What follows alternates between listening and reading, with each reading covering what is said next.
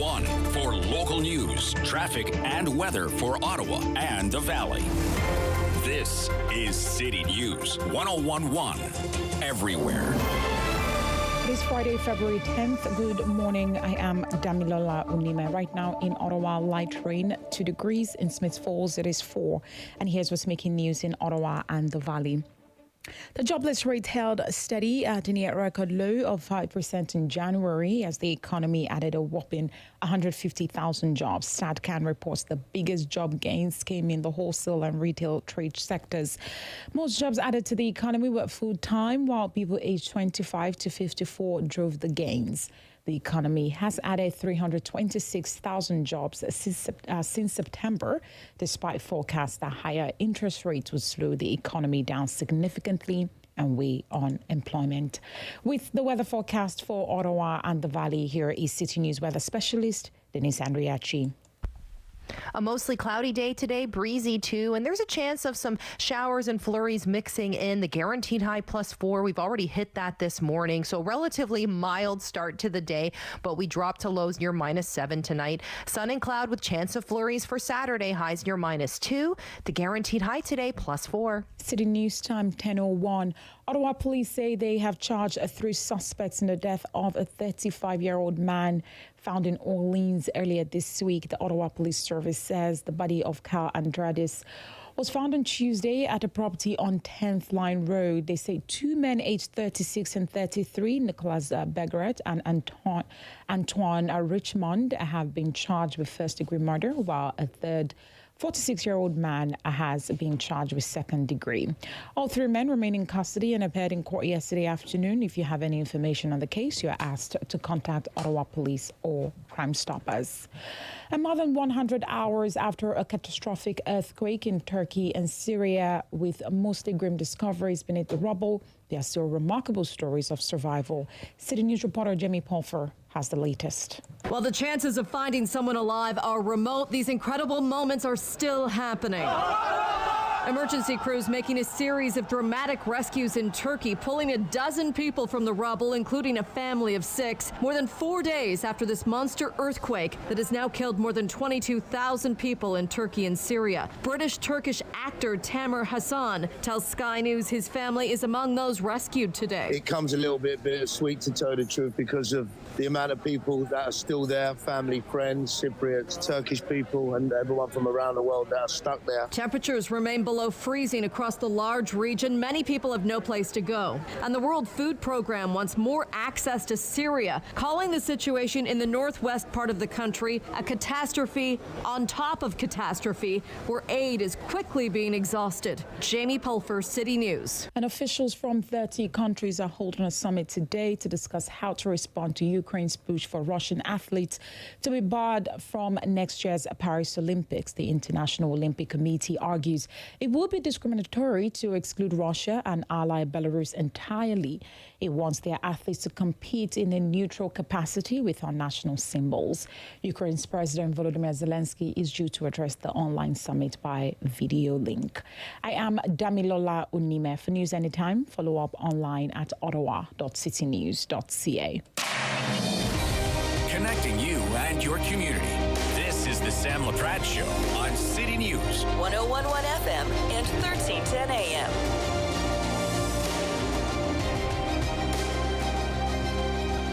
Thank you so much for spending time with us on this rainy Friday. On City News, we have lots of great guests for you today, lots of stories we're going to tell. Glenn Gower's going to join us a little bit later. We're going to talk to him about transit budget, but also safety on transit. He is, of course, the chair of the Transit Committee. But first of all, we're going to spend some time this morning with the Honourable Sean Fraser, Minister of Immigration, Refugees and Citizenship. Good morning. It's a pleasure to be with you. Thanks for having me. Thank you so much. You're sharing some good news today. I think we all need a little good news today, Mr. Fraser. Tell us the news you're sharing. Look, this afternoon we're going to be hosting a citizenship ceremony on Parliament Hill as part of an opportunity to celebrate Black History Month. Anytime I'm surrounded by a group of people who are choosing to be Canadian, it reminds me of what a lottery of birth those of us have won who were born here. It's a beautiful thing when you have the opportunity to welcome more people and families into the Canadian family, and it further strengthens the social fabric of Canada. Many citizens of the country is one of the most extraordinary experiences you can have as immigration minister, and to be able to share the moment with our soon-to-be fellow Canadians will be something I very much look forward to. And give us a sense of the some of the people that are going to be there. Obviously, we want to protect their privacy, but give us a sense of where people are coming from to live in Canada. Look, there's no one country that provides new Canadians. I've heard it said before that Canadians are born all over the world. Some of them just haven't made it yet. One of the unique things that separates Canada from so many other countries in the world is the strength we draw from our diversity, the multicultural background that Canadians have built together is truly unique. With the exception of Indigenous communities, all of our families came from somewhere else. Mine happened to be from Scotland 250 years ago that washed up on the shores of Nova Scotia. And today, as part of Black History Month, my mind is thinking about the African Nova Scotian community in my home province, who's called my province home for more than 400 years. It's a beautiful thing about Canada that we're able to come together and share our Canadian identity, but not necessarily lose the people or cultures that defined who people were before they became citizens. It's a really unique strength that Canada has compared to so many of our counterparts on the world stage, and this diversity creates wonderful social and economic opportunities for us. And give us a sense of what's going to happen today with these 21 people that are soon to be called Canadians. So the really unique thing about citizenship ceremonies is we're dealing with a group of people at this stage who have satisfied every legal requirement that the government of Canada has insisted upon to become a Canadian citizen, with one exception, to swear the oath of citizenship and to pledge their loyalty to Canada going forward.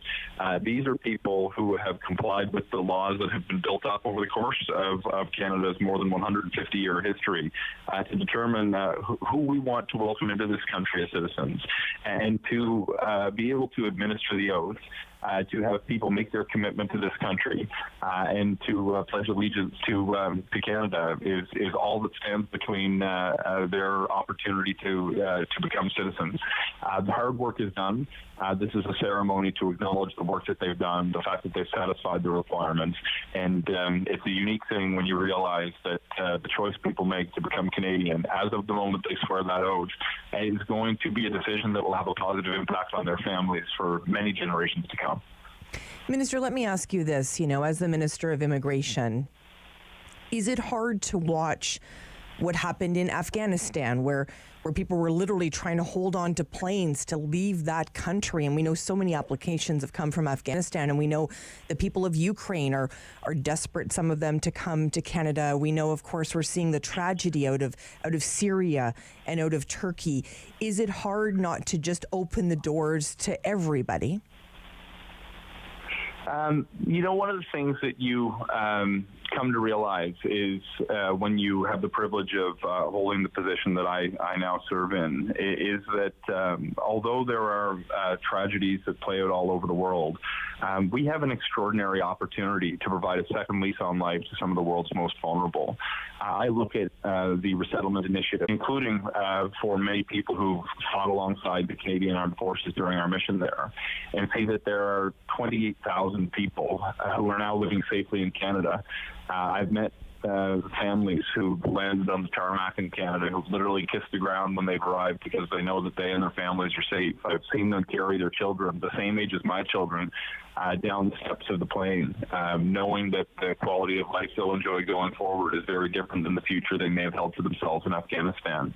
Of course, as the war rages in Ukraine, we want to do everything we can to help them succeed in that unjust war of aggression launched by Vladimir Putin. But we also see the strength of Canadian communities opening their doors, opening their homes in many instances to Ukrainians. My own parents have hosted families in Nova Scotia.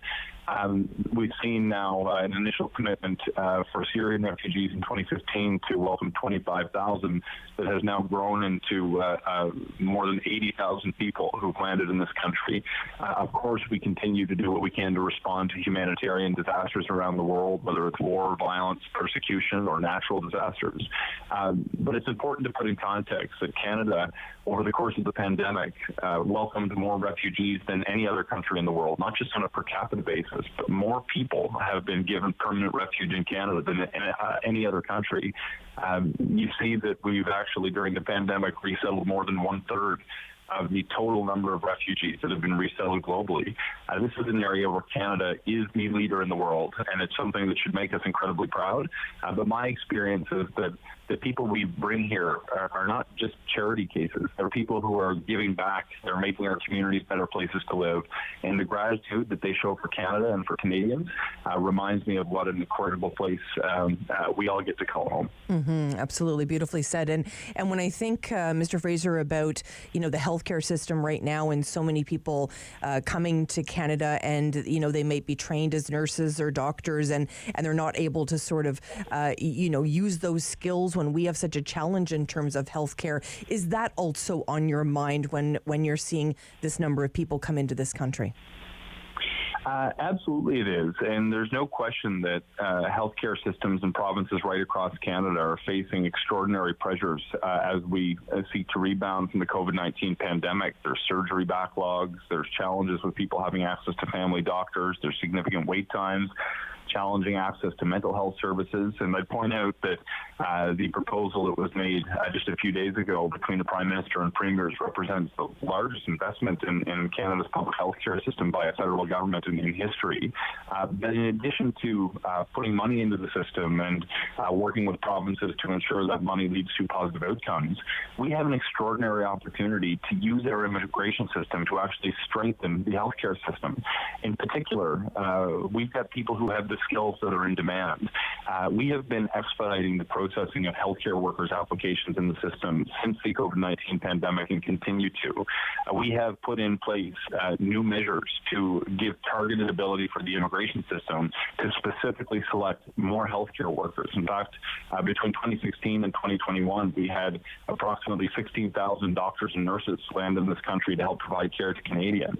But to your very specific point about people who have the skills that we need, we've launched in the last federal budget a fund to help promote the credential recognition for people who were trained elsewhere.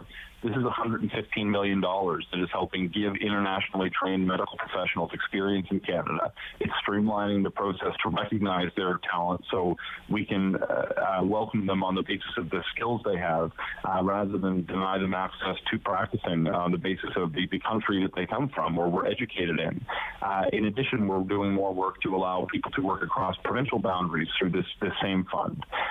This is an all-hands-on-deck moment, but if we have targeted immigration programs that continue to welcome people with the skills that we need, we're going to be able to use immigration to strengthen the healthcare system.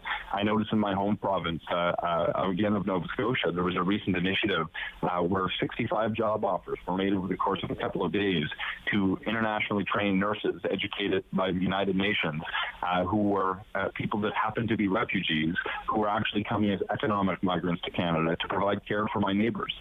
These are the kinds of innovative practices we can develop, and we're taking a thoughtful approach to make sure that we're welcoming people with the skills we need, specifically including in healthcare, to improve the quality of care Canadians receive as we welcome newcomers to the country. Mr. Fraser, we only have about 30 seconds, but I have to ask you, will it be emotional today, even for you, at this ceremony welcoming these new Canadians?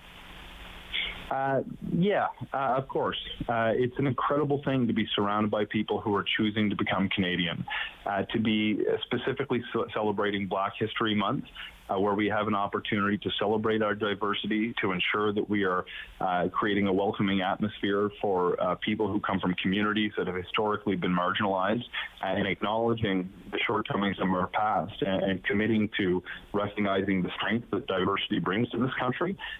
This is always an emotional experience, but when you get to celebrate somebody becoming Canadian and you see the look on their face as they realize what the rights and responsibilities that come with this, citizenship is so much more than a legal status. It is a daily act. And when you meet people who are committing to become Canadian and make a positive difference every day as a citizen that they wake up for the rest of their lives, it's a tremendous experience. To anyone who's never attended a citizenship ceremony before, I hope you keep your eyes open for opportunities to join, because it is a special experience that I think everyone should participate in to welcome newcomers to this country officially as Canadians. Well, we'll let you go so you can enjoy every minute. Thank you so much, Mr. Fraser, for joining us today.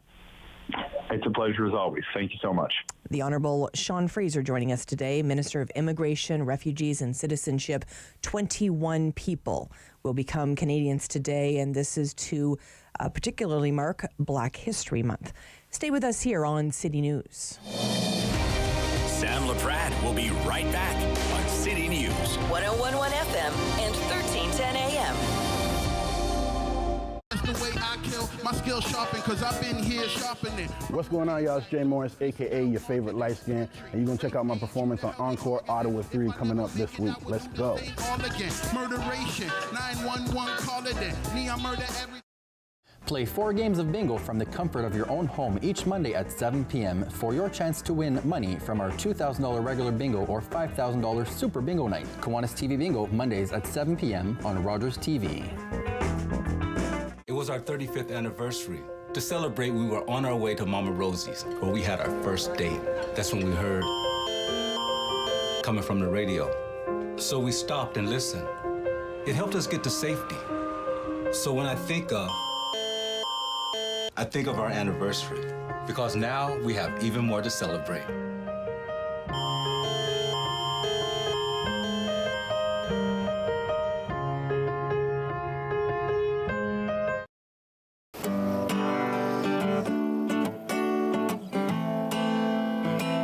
I'm a singer-songwriter from Six Nations, and I've been writing songs about my experience, and with that being said, it's helped me hold hope in my heart in following my dreams and being resilient to everyday Indigenous battles. Competition between spirit, earth, and wind, let me tell you now. This song in particular, The Shiner, is a special song that I wrote for my grandfather. He was a snow snake maker, and that is a Haudenosaunee winter sport. It's my job to educate and to share, and the music allows me to do that. He'll be shining snow snakes and mudcats to the end of his days. Everyone loves a snow day, but less fortunate kids in Ottawa are missing out because they don't have a warm winter snowsuit. Help kids in need and have fun at the same time by joining the Snowsuit Fund's Snow Angel Challenge. Simply fall back in the snow, make a snow angel, and upload your photo or video to social media. The Snow Angel Challenge, a very cool way to help keep kids warm. Visit snowsuitfund.com to learn more and donate. Bum, bum, bum, bum, bum, bum, bum. $20. $20. We're on the line for $20. Next time on Simply Cooking by Chef, we're going to be making creme brulee, a risotto with wild-caught salmon, lemon, and fresh herbs, and my favorite mista salad. The Sam Laprade Show continues on City News. 101.1 FM and 1310 AM. Well, of course, we all know about 911, a very important service, of course, in this country. But have you heard or used 211? Well, we're going to learn all about it today from John Hoyles. Hi, John. Hi. John is the Executive Director at Community Navigation of Eastern Ontario. And John, 211, some people are thinking, I didn't even know there was a 211. Tell us about 211. 211 is the number to call when you don't know where to turn. We help people get connected to the resources to deal with the challenges they may have in their lives, whether it's government services, social services, health services. People call us, they get a live person. They can also text, chat, or email us, and we will talk to them, find out what their particular issue is, and we will get them connected directly to the agency that can best help them. It's interesting, we all been through the experience. You call one number and say, oh, no, it's not that number. Call this number, you get there, no, they turn you on to a third number. What this does is cut that all out, and the person can simply call 211 and get connected. So that is what we do, and we do it for everybody. It doesn't matter who you are, where you are in Eastern Ontario, we can help you. And actually, 211 now is in every province and territory, and it's actually in every state in the United States as well. Okay, let's break this down a little bit. So I'm trying to think of different scenarios. So, I think about what happened when the big storm came through. Was that a time to call 211? Absolutely. If you were wanting to know where to find, water, you need bottled water, if it was a situation with the floods that we had recently and you need a place to get a hot shower, to get food, you call us and we will have that information available and be able to point you in the right direction. What about somebody that is finding themselves, John, I'm thinking about the holidays started in December. Those bills have rolled in. We know those interest rate hikes have not been a friend of anybody with a variable mortgage. And somebody might find themselves on, February the 10th saying, I don't think I can make it this month in terms of food to feed my family. Are they also turning to you? Absolutely. We actually have we have a map that when somebody calls us and they say, look, I'm not going to have enough food, what do I do? And what we do is we then look it up and say, give us your postal code. And you say, well, your nearest food bank is at such and such an address, and here are their hours. You can go and get food there. And I can tell you, Sam, that this is happening more and more. COVID is over in some senses, or on the decline, but people are still in very desperate circumstances as a result of experiencing all of the impact of COVID. Well, I think many people, John, the adrenaline sort of kept us going in the height of it. But sometimes people are looking around now and they're realizing that the last 2-3 years have been very challenging on their mental health. And they're saying, you know what, I think I need to see somebody. Are we calling you for that? Absolutely. They can call us, and what we can do is then what we do is we are not counselors, but what we do, we're trained to deal with people that are feeling challenged and then get them to the distress center if it's that, or to Counseling Connect, which is a wonderful program put together by a bunch of different agencies here in Ottawa so people can get some mental health assistance as quickly as possible. It's a challenge because there is more demand than there is service available, but everybody does the best they can. So I'm picturing your team, John, with this big giant, binder of resources. I'm dumbing it down a little bit, but is that sort of what you see yourself as this hub almost? Yeah, it's a hub. We have over 7,000 services in our database in Eastern Ontario, and that's our engine that drives what we do. And we are an accredited organization. We have to meet certain standards, including making sure that all those 7,000 records are updated at least once a year, because it has to be accurate for us to referral. We also have our 211ontario.ca website that people can go to and find that information. But our experience is that a lot of people really like the fact that they're going to talk to a live person in French or English or in 150 other languages if they speak another language more easily than English or French.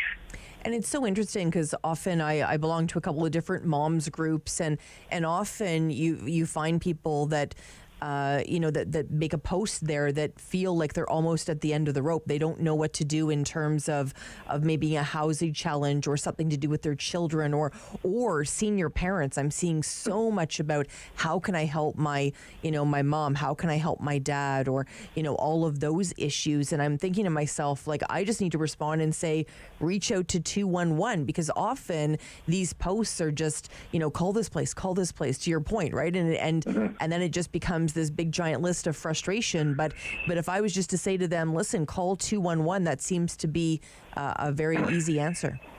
Yeah, you're absolutely right. I'm talking to a friend of mine, and all my friends, I'm very passionate about this. And I say, look, don't forget about 211. He said, well, I'll never use it. And one of my friends called me that. He said, John, you were right. There's an elderly couple next door.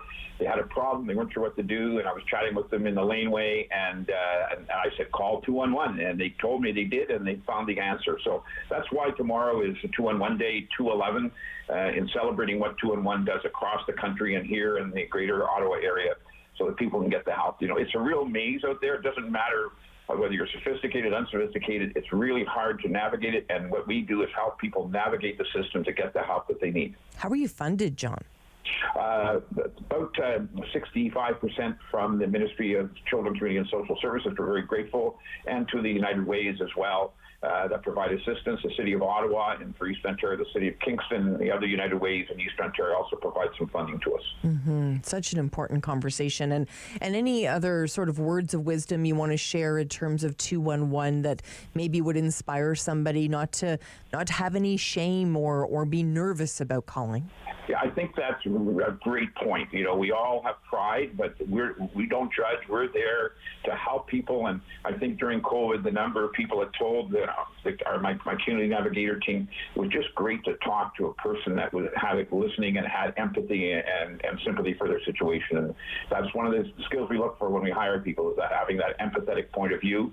And so, yeah, they can call us, and no judgment. We just want to get you connected to the help that person needs, so they can meet the challenges in their life and move forward. Well, I feel much more equipped, and I think I would sort of see myself in the community as someone that knows a lot of resources, but this actually is really almost a relief to me that it can be a one-stop shop. So thank you so much, John Hoyles, for your time today. Okay. Happy 211 Day. There you go. Happy 211 Day to you too. Executive Director at Community Navigation of Eastern Ontario. You heard it here on City News. 211 may just be the connection that you're looking for. Speaking about connections, we wanted to make a connection with Glenn Gower today. He is the chair of the Transit Committee and also councillor, of course, for Stittsville. We want to talk a little transit, a little LRT. We also want to talk about community safety. My colleague, of course, David Smith, had the Talkback Hour today talking about, are you surprised that the number of violent acts on transit went up by 85% last year. We're going to talk to Glenn Gower about that. And Rob Snow as well talked about that today. So City News is all over this story, and we're going to be chatting with Glenn Gower in a little bit. We're also going to have an opportunity today to speak with Irene Burry about wills. Whether you have a will or not, you will want to hear this, because it's not a fun thing to do. Nobody likes to sit down and write their will, but you're going to understand today why, if you don't have a will, you need to do it very quickly. Stay with us on City News. Sam Laprade will be right back on City News. 101.1 FM and 1310 AM. Hello, I'm Jim Deeks, host of Canada Files. I hope you'll join me each week for interesting and informative discussions with some of Canada's most impressive people. Ladies, leave your man at home tonight. Hi, this is Dominique Orley. I'm a part of Encore 3, and be sure to catch my set this week. We are going downtown, leaving out all your stress and your sorrow. After a night out with your friends, not having a plan for a safe ride home can leave you in a bad spot. You could end up riding in a police car, an ambulance, or a hearse. These unplanned modes of transportation can be a costly choice and do not take you home. Your plan could include a designated driver, a taxi, or public transit. Drink responsibly, choose your ride, and have a plan for a safe ride home. Visit ArriveAlive.org to find out more.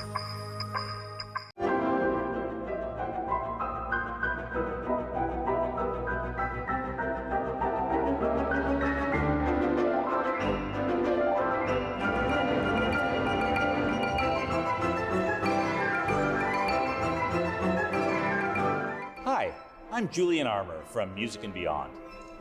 Join us for a new show this spring on Rogers called Music and Beyond Presents. Join me for Season 3 of Paula Roy's Favorite Foods.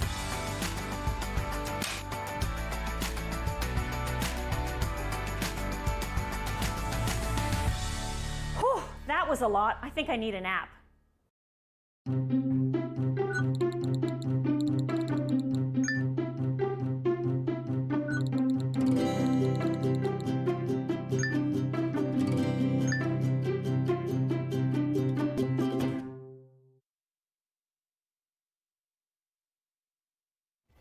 Number 1 for local news, traffic, and weather for Ottawa and the Valley. This is City News 1011 everywhere. It is Friday, February 10th. Good morning. I am Damilola Unime. Right now in Ottawa, light rain, 2 degrees. In Smith Falls, it is 4. And here's just making news this hour. A new tax is coming to this province, the Toronto Star is reporting, starting April 1st. Shoppers across the province will have to pay a new levy of between 1 and 3 cents per container every time they buy a non-alcoholic drink. The container recycling fee is being allowed as part of the province's new recycling system and is reportedly the brainchild of the Canadian Beverage Container Recycling Association. The board of directors of that industry-funded group includes representatives of Coca-Cola, Tim Hortons, and bottling giant Refresco. An industry insider has dubbed these the pop can tax and tells the Star it will likely be applied by retailers at checkout and appear on receipts as a separate charge. Ottawa police asking for your help identifying a suspect involved in a robbery near Billings Bridge. Police say 2 men approached the man who was with his 2-year-old daughter and demanded his phone. During the confrontation, the victim was shoved and he and his daughter fell to the ground but were uninjured. The 2 suspects are roughly 18 to 20 years of age. About photos heading up on our website, ottawa.citynews.ca. And people are still being pulled alive from the rubble of buildings more than 100 hours after an earthquake struck Syria and Turkey. Some of the dramatic rescues have been broadcast live on TV. The survivors included 6 relatives who huddled in a small pocket under the rubble, and a 4-year-old boy offered a jelly bean to calm him down as he was shimmied out. The quake has killed more than 22,000 people. City News time is 10:31. I am Damilola Unime. For News Anytime, follow up online at ottawa.citynews.ca. The Sam Laprade Show continues on City News 1011 FM and 1310 AM.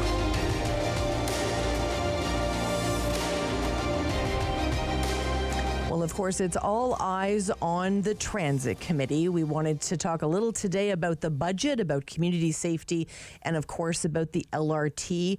Chair of the Transit Committee, Glenn Gower, joins me now. Hello, Councillor. Good morning, Sam. Councillor, we know that that important meeting took place yesterday, I believe, and lots of discussions about transit. In terms of the budget, are you happy where you landed?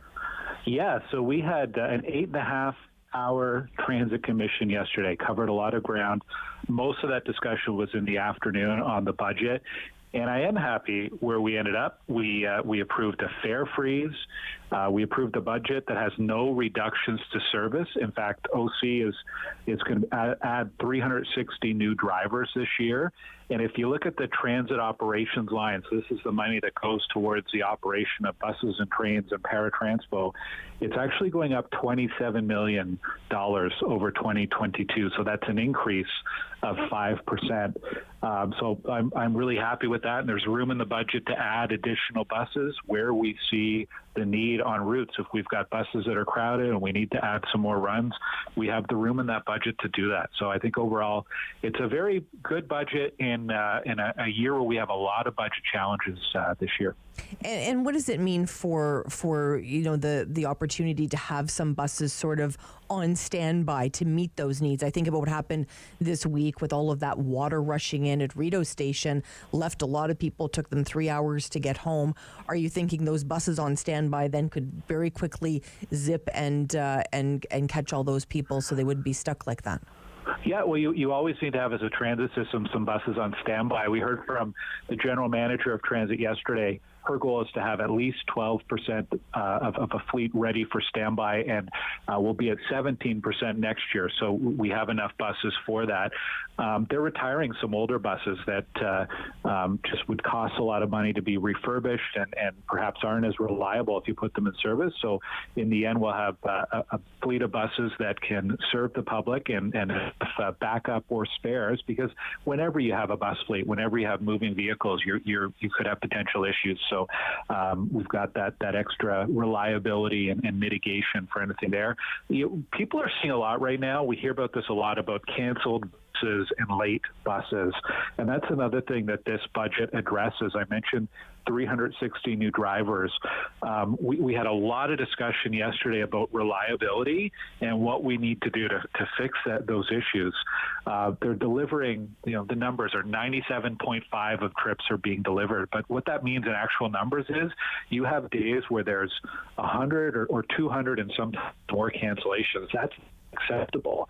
And so you look at what is the industry standard, what are the benchmarks you're seeing in other cities, Calgary, Edmonton, Montreal, Toronto, over 100 cancellations is not acceptable. And this high additional drivers and making sure that we have a reliable bus fleet, what we need to do, what we need to invest in to bring that number of cancellations down. And I think as transit commissioners, we have a lot of confidence after yesterday's meeting that there is a plan and are measures in place to reduce the number of cancellations in 2023.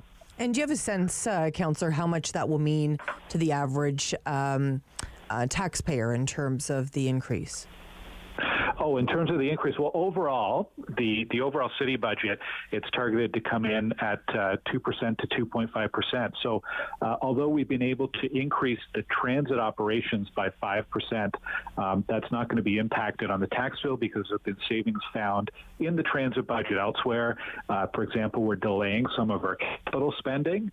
There's things that OC Transpo believes could be delayed till a future year or that aren't needed, and that's part of where this is coming from. So although there's an increase in transit operations, it's not going to result in a significant increase to property taxes next year. It'll still be within that budget cap that council approved. And during that marathon meeting, the discussion regarding violent incidents all came up. Community safety, of course, number one in terms of transit always. Your colleague, Councillor Jeff Leeper, talked about the definition of those violent incidents. How are those defined? That's a concerning number. Well, they're defined as being offenses where perhaps there's medical services that needed to be attended to. It involves striking a person. It involves quite possibly a weapon. It's essentially, anything that is beyond, let's say, shouting at a person can be considered to be a violent offense. Were you surprised to see, Councillor, that those violent incidents rose by 85% last year? Okay, so I'm not surprised they rose because I think a lot of the rise would be related to more people using transit in 2022 versus 2021. I was surprised at how high the number is. So I wasn't surprised there was a change year over year, but there's still a lot of violent offenses that OC Transpo is tracking here. The goal, obviously, would be to have that at zero. So anything above zero is a huge concern, and it's something that we're going to be tracking very closely especially as a commission. This is the first time we've been presented with these numbers in this way. We've had updates on safety in general, but we have these this number that's going to be tracked month to month, and we need to see that number and those trends going downwards as we go forward this year. Mm-hmm. And you know, when I think about your job, of course, is to have as many people ride transit as possible. Was that a little bit disheartening yesterday to hear that number in wake of all the good news you had to share regarding the budget and the way that service will be improved for riders? Was it a bit of a bittersweet moment? Yeah, I think it reflects what we're seeing, not just on transit, but overall in our city and in our society. We've come through a period since 2020 and the pandemic. There's a lot of trauma and there's a lot of difficulties. There's a lot of people experiencing financial distress. I think if the real question is beyond what is the number, is what is the root causes of that? Why is there more violence in our society in general? And it's a question that, yes, came up yesterday at OC Transpo at our meeting, but it's a question that has come up a lot across our city and across our country. There's some serious problems, some serious issues going on that need to be addressed by every level of government, by every level of law enforcement. And it's about, one thing Councillor Leaper spoke about, I'm glad you played that clip, but it was also about, this isn't just about enforcement. What other supports and what other help can be put in place to address issues of safety in our city? Have you spoke with your counterpart down the 401 in Toronto, knowing the TTC has experienced not only violent incidents, but in many times there's been people very, very injured out of these incidents, but also killed. I mean, these are very, very serious incidents that are happening at the TTC. Is there anything that you're talking to the TTC about?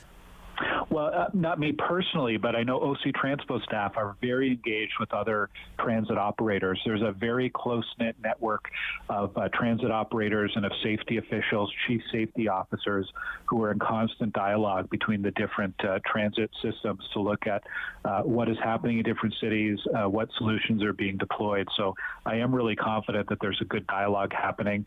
Also, between OC Transpo and Ottawa Police and OC Transpo and other social services agencies in order to address these issues. And let's talk a little LRT. You didn't think I'd let you go without talking about LRT, did you?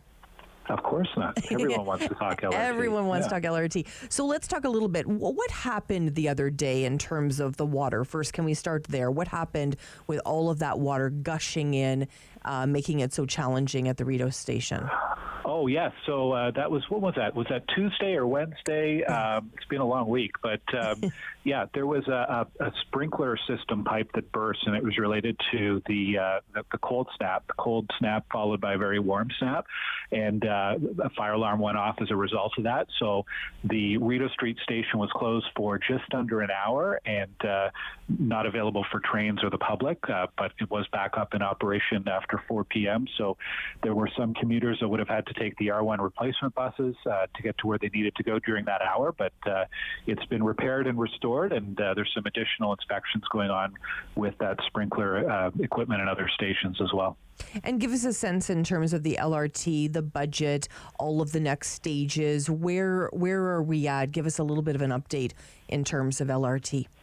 Yeah, well, we were focused really yesterday on operations. Next week, we are going to be able to have the first meeting of our LRT subcommittee. This is a new committee that council has set up to look in specifically at construction for new phases of LRT and track the construction, and also look at the plans to fix some of the larger core issues that we've identified already with LRT that need to be fixed. So the items coming out of the commissioner's report last fall, we will be getting updates on a regular basis on how work is progressing to fix those larger, long-standing issues. Mm-hmm.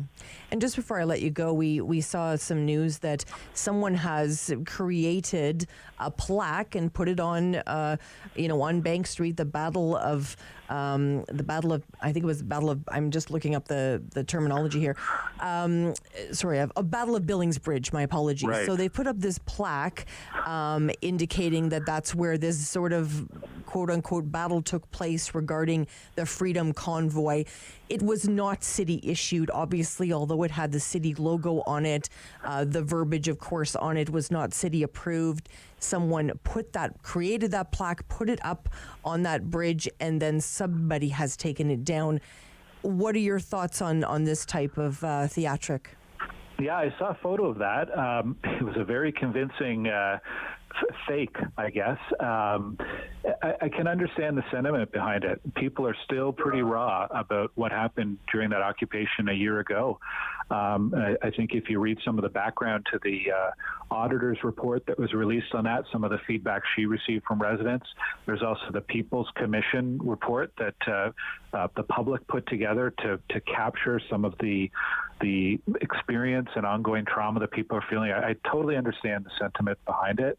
And we've got a lot of work still to do to work with the community, to listen to the community, to work together to respond and recover from what happened last year. It was a very traumatic and significant event in the history of the city of Ottawa. It certainly was. I think about how different it was a year ago. What I mean by that?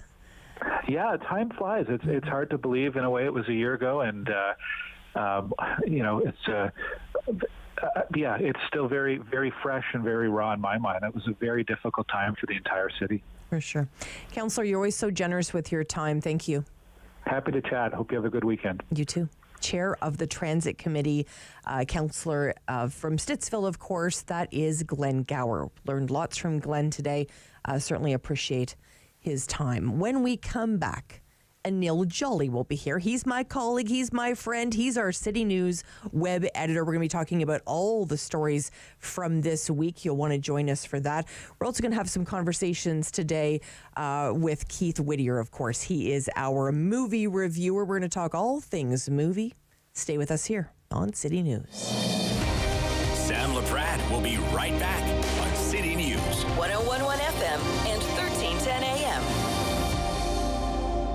The way I kill my skill sharpen, cause I've been here sharpening. What's going on, y'all? It's Jay Morris, aka your favorite light skin, and you're gonna check out my performance on Encore Ottawa 3 coming up this week. Let's go. All again, murderation, 911, call it in. Me, I murder every.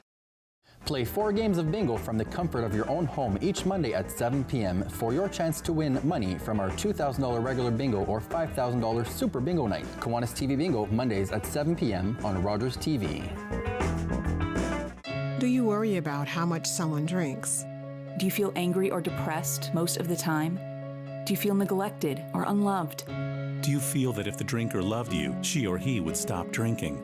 If you answered yes to any of these questions, you are not alone. Not everyone trapped by alcohol is an alcoholic. Families and friends are suffering too. Al-Anon and Alateen can help. Call 1-866-200-0223 or visit alanon.org/help.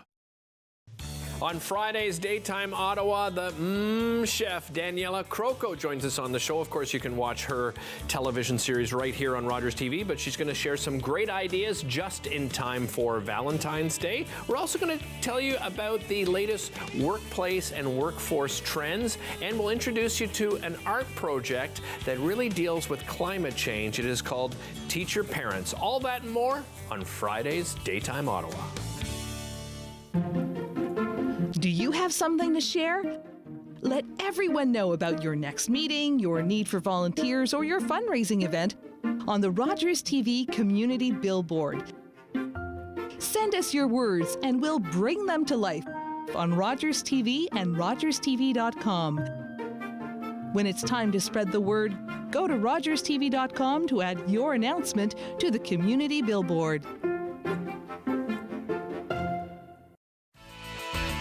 Everyone loves a snow day, but less fortunate kids in Ottawa are missing out because they don't have a warm winter snowsuit. Help kids in need and have fun at the same time by joining the Snowsuit Fund's Snow Angel Challenge. Simply fall back in the snow, make a snow angel, and upload your photo or video to social media. The Snow Angel Challenge, a very cool way to help keep kids warm. Visit snowsuitfund.com to learn more and donate. Bum, bum, bum, bum, bum, bum, bum, bum. $20. $20. We're on the line for $20. Next time on Simply Cooking by Chef, we're going to be making creme brulee, a risotto with wild-caught salmon, lemon, and fresh herbs, and my favorite mista salad. The Sam Laprade Show continues on City News. 101.1 FM and 1310 AM. Well, once a week I head out to the newsroom and I convince Anil Jolly to come and spend time with me. He is our City News web editor. Hello, Anil. Happy Friday, Sam. Happy Friday. It has been a very long week. It has. Lots of news, lots of tragic news. We know out of Turkey and Syria, every time we seem to see the numbers of people that have lost their lives due to that earthquake, it's challenging. It has. You can't imagine what those people are thinking, and especially the Canadians living here that are worried about their family and their friends and are trying to contact people there. But all the support that Canada is providing, it's great to see. But so tragic, so sad, and my heart goes out to everybody. And we're still seeing people rescued. I mean, those are the moments, as certainly journalists and you're out in the newsroom wanting to share any good news that comes out of such tragedy. We saw an entire family of 6 recovered, and it's incredible to think that they were able to sustain all that time.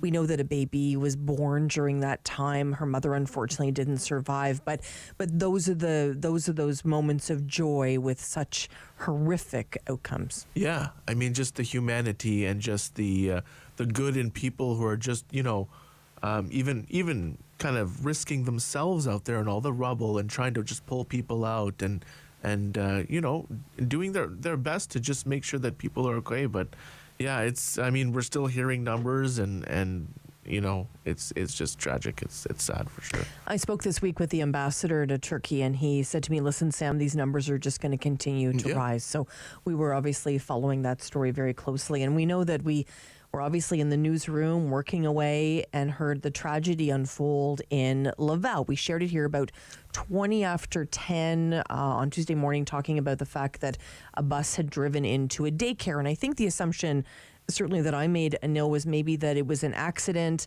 and that daycare was right on a main road. We learned very, very quickly this was no accident. This was deliberate. We heard, obviously, tragedy in terms of the number of people taken to hospital.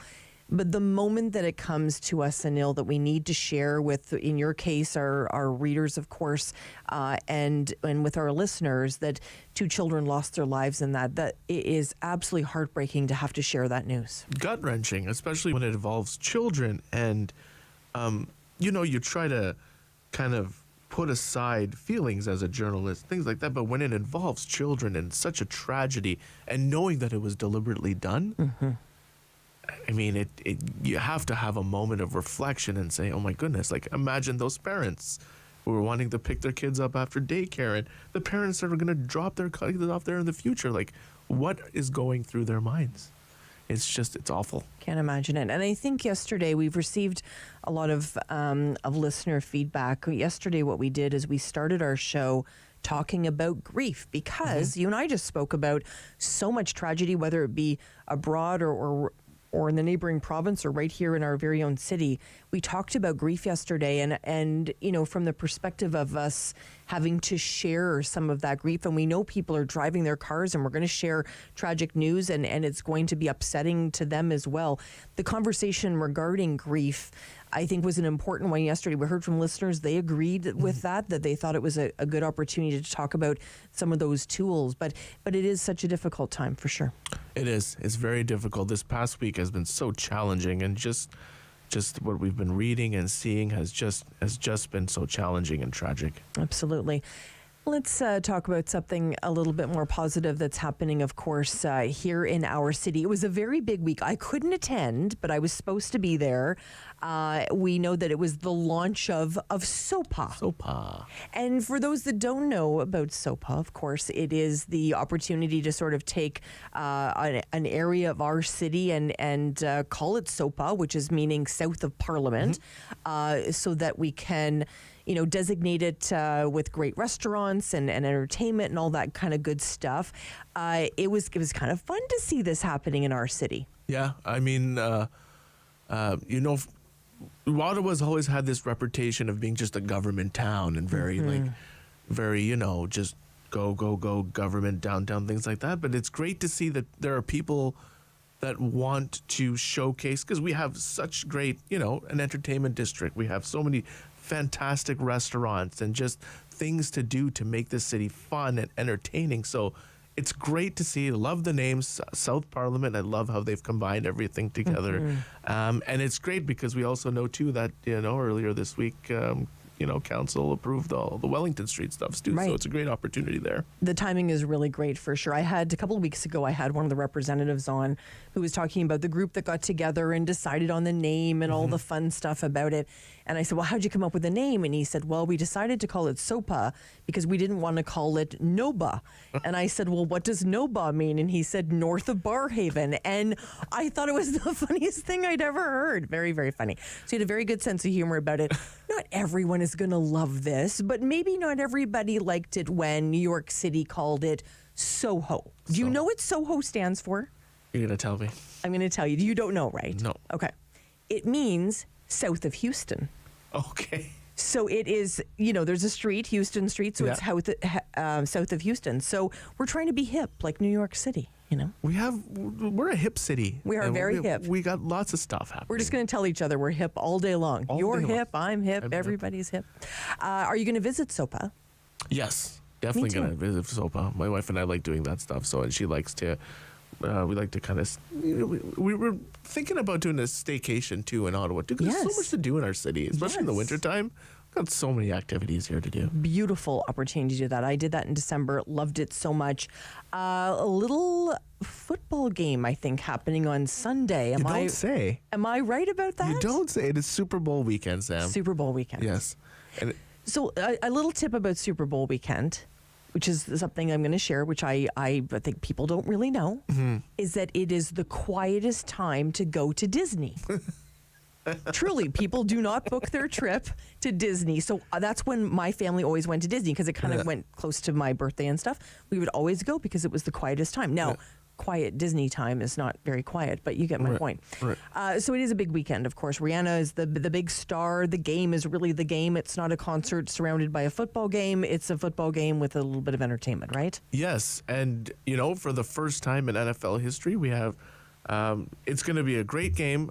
Patrick Mahomes, Jalen Hurts, celebrate those two quarterbacks. It's going to be an amazing game and a great time for food, fun, friends, family, whatever you want to do. Football. And football. Football. What's your prediction? I'm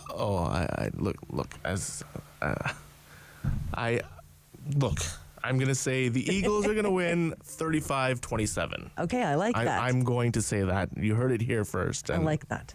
You stole mine, so we're aligned. I really do think the Eagles will win. Yeah, absolutely. Okay. And what has to be on the menu for Anil Jolly to be happy on Super Bowl Friday? What has to be on the menu?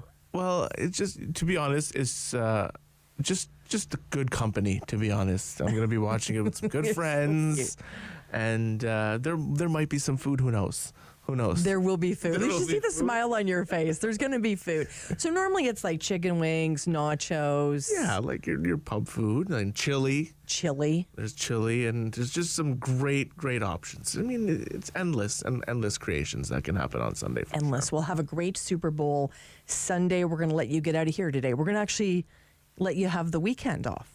Right, which is fantastic. Yeah, I'm breaking the news here. Anil gets the weekend off. Thank you so much, Anil Jolly, for joining us today. City News web editor. We're going to be talking about lots of different topics today. We're actually going to talk with Vicky Kiriakou today. She is with OSTA, the Ottawa Student Transportation Authority. No buses today. We're going to ask Vicky why they made that decision, because I was driving along thinking, I don't know, we probably could have done buses today, but I am no Vicky Kiriakou. She's going to join us and answer those questions when we come back on City News. Sam Laprade will be right back on City News. 101.1 FM and 1310 AM. Hello, I'm Jim Deeks, host of Canada Files. I hope you'll join me each week for interesting and informative discussions with some of Canada's most impressive people. Ladies, leave your man at home tonight. Hey, this is Dominique Orley. I'm a part of Encore 3, and be sure to catch my set this week. We are going downtown, leaving out all your stress and your sorrow. Summer days, summer nights, lots of things to do, places to go, and people to see. If you're having a few drinks, be sure to plan ahead and get home safely. We don't want to pick you up. Drinking drivers risk injuries to themselves and others and take chances with their license, their jobs, and their future. Remember what's at stake and choose your ride, whether you're the driver, the passenger, or the party host. Thanks for supporting sober driving. I hope we never meet. Visit arrivealive.org to find out more. Once upon a time, in a nursery rhyme, there were 3 bears. 1, 2, 3 bears. And they went a-walking in the cool woods a-talking while their porridge began. Rogers TV invites you to let your imagination roam as we present Ottawa Storytellers. Each week we'll present a collection of original creative stories and inspirations for children of all ages. Join us for Ottawa Storytellers on Rogers TV. Join me for Season 3 of Paula Roy's Favorite Foods.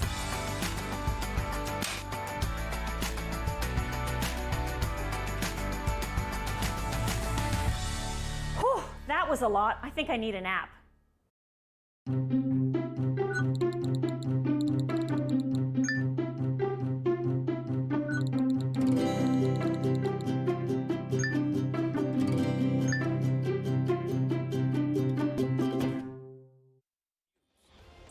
WW 1310 AM in Ottawa. And CJET 1011 FM in Smiths Falls and the Valley. Number 1 for local news, traffic, and weather for Ottawa and the Valley. This News 1011 everywhere. It is Friday, February 10th. Good morning. I am Damilola Unime. Right now in Ottawa, 2 degrees with light rain. In Smiths Falls, it is 4. And here's what's making news in Ottawa and the Valley. Another super strong jobs report in Canada, blowing past expectations again. And as City News business editor Chris McCusker tells us, this could change the interest rate path for the year. Our economy added 150,000 jobs in January. That was 10 times the median estimate. This is the 5th consecutive month of job increases, and the pace of job growth is also accelerating, with 70,000 jobs added in December. Now, this could have the Bank of Canada reassessing interest rate hikes, according to Doug Porter, chief economist at the Bank of Montreal. No time soon, not necessarily the next couple meetings, but perhaps by mid-year or a little bit later. The market has actually started to price in the possibility of at least another quarter-point hike, and it might take more than that. The next interest rate announcement is March the 8th. At the Business Centre, I'm Chris McCusker. With the weather forecast for Ottawa and the Valley, here is City News weather specialist Denise Andriachi. It's a mostly cloudy day today, some sunny breaks, but we also have the chance of some mixed precipitation, showers and flurries. It's temperature dependent. We've hit the guaranteed high of +4 already. Earlier this morning, temperatures drop off for the second part of the day. We're down to -7 overnight. It's quite nice for Saturday. We do have sunshine in the forecast, sun and cloud as well for Sunday, highs near +3. The guaranteed high today, 4. City News time 11:02. Have you heard of 211? John Hayes is the executive director at Community Navigation of Eastern Ontario. He tells the Sam Laprade show 211 is simply the number you call when you don't know where to turn to deal with challenges that you have in your life. People call us, they get a live person. They can also text, chat, or email us, and we will talk to them, find out what their particular issue is, and we will get them connected directly to the agency that can best help them. It's interesting, we've all been through the experience. You call one number and say, oh, no, it's not that number. Call this number, you get there, no, they turn you on to a third number. What this does is cut that all out, and the person can simply call 211 and get connected. The 211 service is available for all Ottawa residents as well as folks in other parts of the country and the United States. The service is offered in English, French, and many other languages. You probably can't call 211 for this, but people in this province will reportedly soon be paying more to quench their thirst. City News reporter Kevin Meisner joins us from Queen's Park with how a new recycling system could mean higher costs for canned and bottled beverages. The price of your favorite convenient cold drink is expected to increase April 1st. The Toronto Star reports a container recycling fee is being introduced by the Beverage Container Recycling Association. It'll add 1 cent to cans of pop, 2 cents for small plastic bottles, and 3 cents to other beverage containers, including boxed water, Tetra Paks, and steel cans of juice. This may anger some customers at a time when everything is costing more, but Jacob can handle it. No, I think it's a good idea for recycling at the end of the day. It's not that much of a extra cost, so I think it'll help in the end. Others wonder if this is just a cash grab. Yeah, I'm suspicious that it's really for the reasons that they point out, or it just doesn't sit right with me. Critics say it's effectively a tax to offset recycling costs and won't reduce litter or encourage recycling. At Queen's Park, Kevin Meisner, City News. I am Damilola Unime. For news anytime, follow up online at ottawa.citynews.ca. The Sam Laprade Show continues on City News. 101.1 FM and 1310 AM. Well, that tragic earthquake that happened in Turkey and Syria, the devastation is absolutely heartbreaking. The loss of life is, you can't even wrap your head around it. It's so unbelievably tragic. We know that Canada Helps is there to help Canadians make wise choices in terms of donations. And Nicole Denanzi joins me now, Senior Manager of Public Relations with Canada Helps. Hi, Nicole. Hi, Sam. Nicole, this is really one of the benefits of Canada Helps. There's lots of benefits. I'm a big fan of Canada Helps. But when I think about something like this, where a tragedy happens and you know, people are wanting to quickly donate to those charities making an impact, across the pond, if you will, give us a sense of what this means for donors and how can we reach out and help the people of those countries. Right. So whenever a global tragedy strikes like this, a terrible earthquake that's happened, we launch our crisis relief center at Canada Helps. We've often done this also for, hurricanes, other sort of humanitarian crisis, so on and so forth. And we've done this for about 10 years now. And we've activated our crisis relief center this week in response to the terrible earthquake that's happened. And we list all different organizations that are registered charities on our website. We have a landing page. Once you go to CanadaHelps.org, you'll see it right on our homepage, and you can browse to see different charities that are responding to this crisis, and you can know that your dollars are going to registered charities, very quickly. And let me ask you this, Nicole, when we're reaching out to Canada Helps, give us a sense of maybe what charities we're going to find to help on the ground in Syria and Turkey. Right. So we have several on our page right now that, individuals will be able to explore. Canadians can choose to make that donation to whichever charity that they want to. But, we have organizations like, of course, the Canadian Red Cross, the federal government's matching donations up to $10 million in response. And then, you can also explore other organizations that are doing other types of work, and their focus is a little bit more honed in on specific areas. So, for example, UNICEF, their focus, of course, is really focused on children and making sure that children are not sort of left behind in a crisis like this.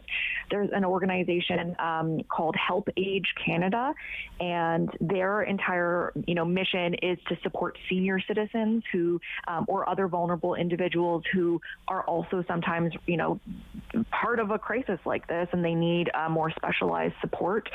There's organizations like Shelter Box Canada. Their entire mission is to, as it sounds, make sure that after a crisis strikes, tents are available when homes have been destroyed. And then there's other organizations like Global Medic that they're offering family emergency kits with things like, water purification units, hygiene items, solar lights, just basic necessities when so much of the infrastructure and buildings have completely been destroyed.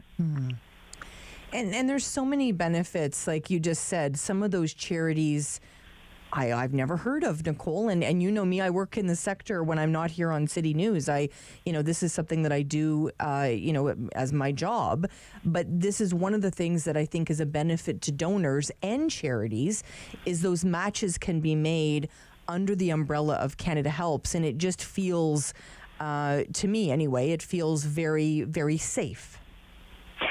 Right. And, we've been around for the last 22 years, and our entire mission is to make sure that when a crisis strikes or whenever, any Canadian wants to support a cause that they care about, we can make it really easy for them to do so that support is, provided quickly and easily. And like I said, we have our page on our site where we list all of the different charities, and we have over 10 at this point. And, if you're interested in making that donation, you can actually go and browse. And of course, I can't list all of the different charities, but learn about the types of support that they're able to provide. And on the other sort of side of it, obviously this month is really important. It's Black History Month. You have a number of organizations that are Black-led. People can go there and make a donation. Such an important opportunity as well to get to know some of those charities. Exactly. We also have another page on our site where we've listed other Black-led charities as well that we invite Canadians to explore and support. And overall, year-round, we have 86,000 registered Canadian charities on our website. So whether it's a crisis, whether it's supporting a specific cause, we really want to make sure that it's easy for Canadians to be able to give to the causes that are the closest to their heart. And, no matter what that cause is, whether it's, as the causes that you just mentioned, Sam, or other causes like environment, animal, the list really goes on and on. Mm-hmm. And I'll tell you the benefit, as I got an email about a week and a half ago from Canada Helps saying, download your receipts. Right. And it was so easy, just go, oh, there's all my receipts from Canada Helps, and in one spot as well. So lots of benefits, of course, working with Canada Helps. Nicole, thanks so much for sharing about Canada Helps today. I wish it was under better circumstances. This tragedy out of Syria and Turkey. We're thinking about all the people there, and I know Canadians are so generous, and they'll step up again. Thanks for having me, Nicole Denyanzi, joining us. Senior Manager of Public Relations with Canada Helps. We appreciate that very much. Okay, we don't really like talking about wills. Who likes to sort of say, okay, today I'm going to do my will? But it's so important. And Aaron Burry's going to talk to us about why. And ironically, this has come up in relation to celebrities not having wills. We want to talk a little bit about this with Aaron today, and then we're going to get caught up with Vicky Kiriakou. She is the head of the Ottawa Student Transportation Authority. We're going to be talking about school buses. Why was there no school bus today? We're going to find out. Stay with us here on City News. Sam Laprade will be right back on City News. 101.1 FM and 1310 AM. That's the way I kill my skill sharpen, cause I've been here sharpening. What's going on, y'all? It's Jay Morris, aka your favorite light skin, and you're gonna check out my performance on Encore Ottawa 3 coming up this week. Let's go. All again, murderation, 911 call it in. Neon murder every.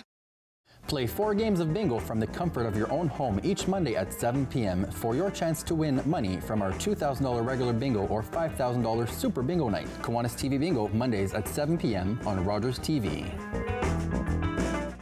At St. John Ambulance, we're all about community. We teach life-saving skills and provide community support through our volunteer services.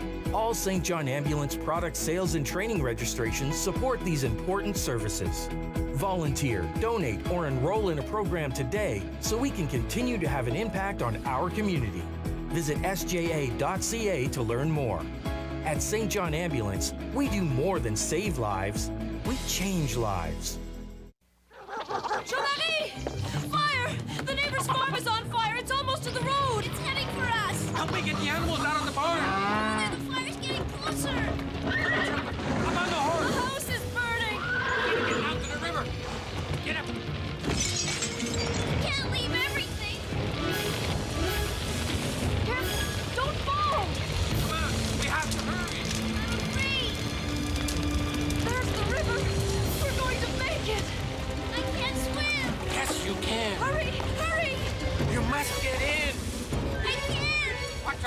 hard. His hair's on fire. Keep their hair wet. In May 1870, fires raged along the Saguenay River for more than 150 kilometers, destroying land and lives. One family survived by dousing themselves all night against the searing heat. One family, among the thousands whose resourcefulness and courage shaped the character of this land. Everyone loves a snow day, but less fortunate kids in Ottawa are missing out because they don't have a warm winter snowsuit. Help kids in need and have fun at the same time by joining the Snowsuit Fund's Snow Angel Challenge. Simply fall back in the snow, make a snow angel, and upload your photo or video to social media. The Snow Angel Challenge, a very cool way to help keep kids warm. Visit snowsuitfund.com to learn more and donate. Bum, bum, bum, bum, bum, bum, bum, bum. $20.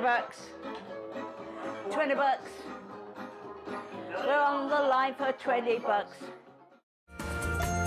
Next time on Simply Cooking by Chef, we're going to be making creme brulee, a risotto with wild-caught salmon, lemon, and fresh herbs, and my favorite mista salad.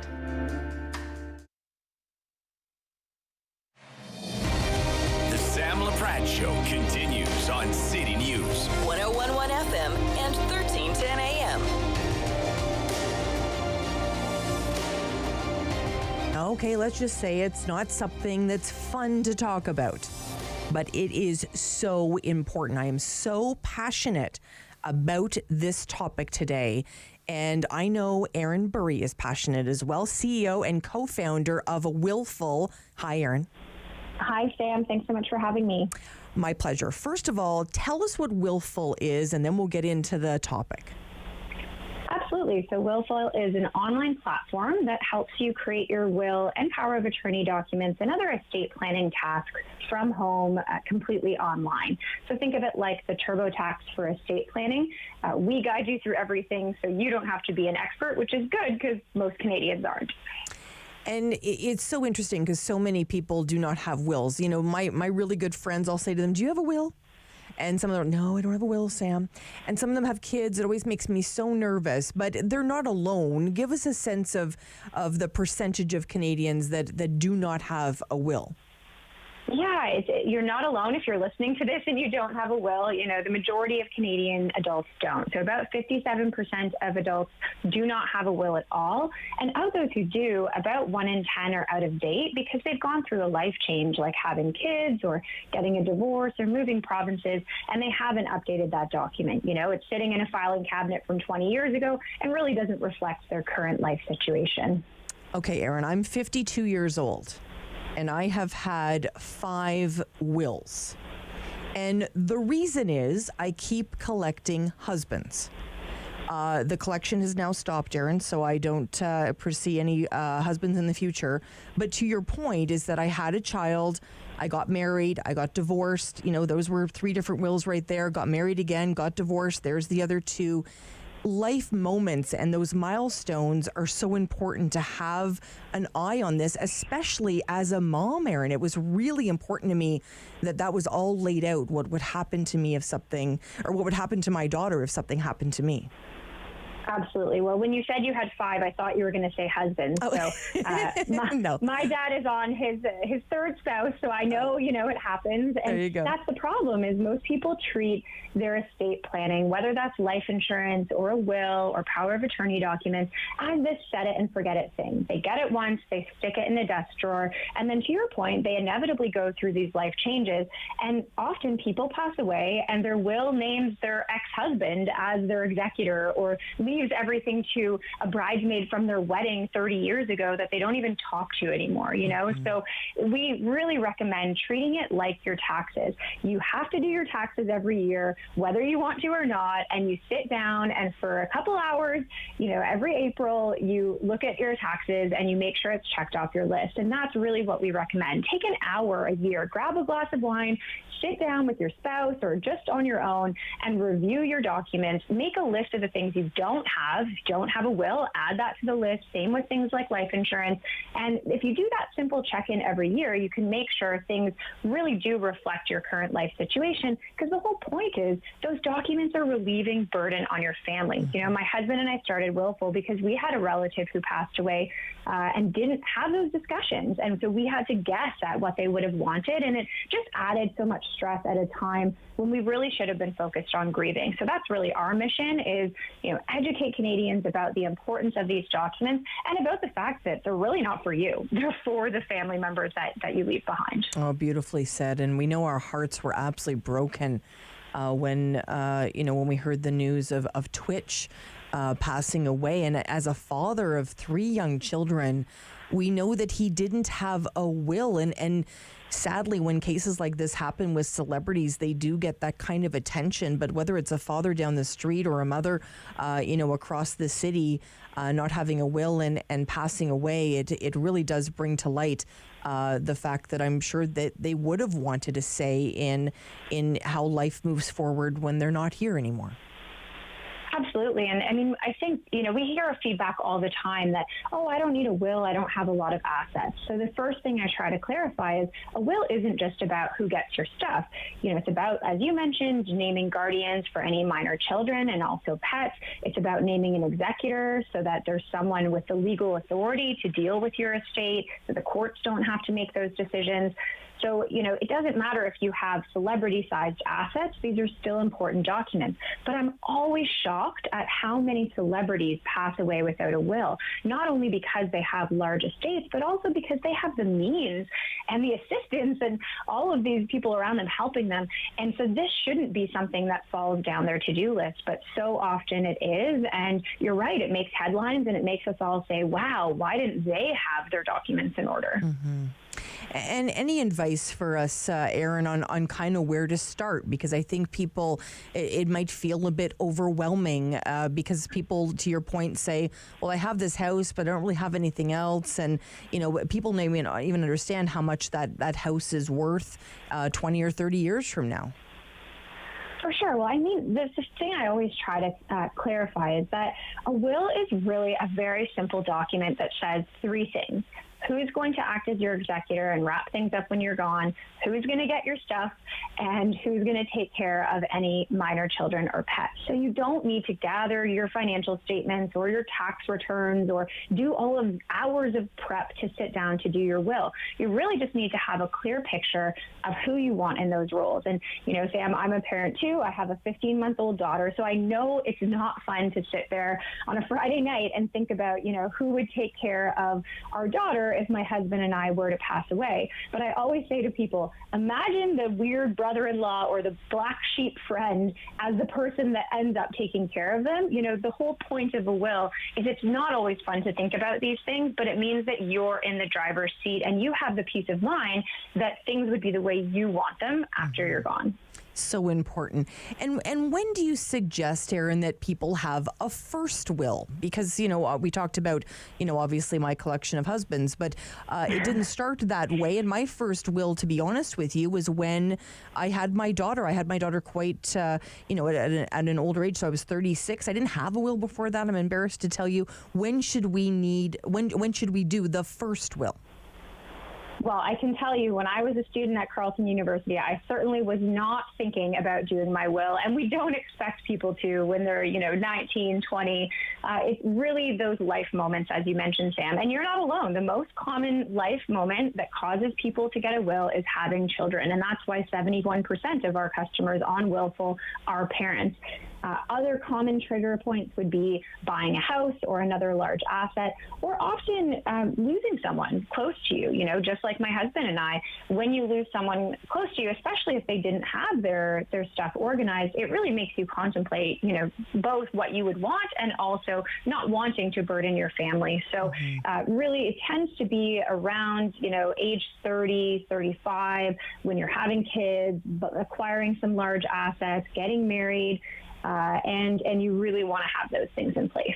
The other lens that I look through, Erin, and I think it's because of what I do for a living when I'm not here on City News, I work in the charitable sector, is that, you can sort of share your values in life as a legacy through different gifts as well, to different charities. So this is an opportunity to really, share if you really believed in a certain cause or an organization made a very big sort of moment in your life.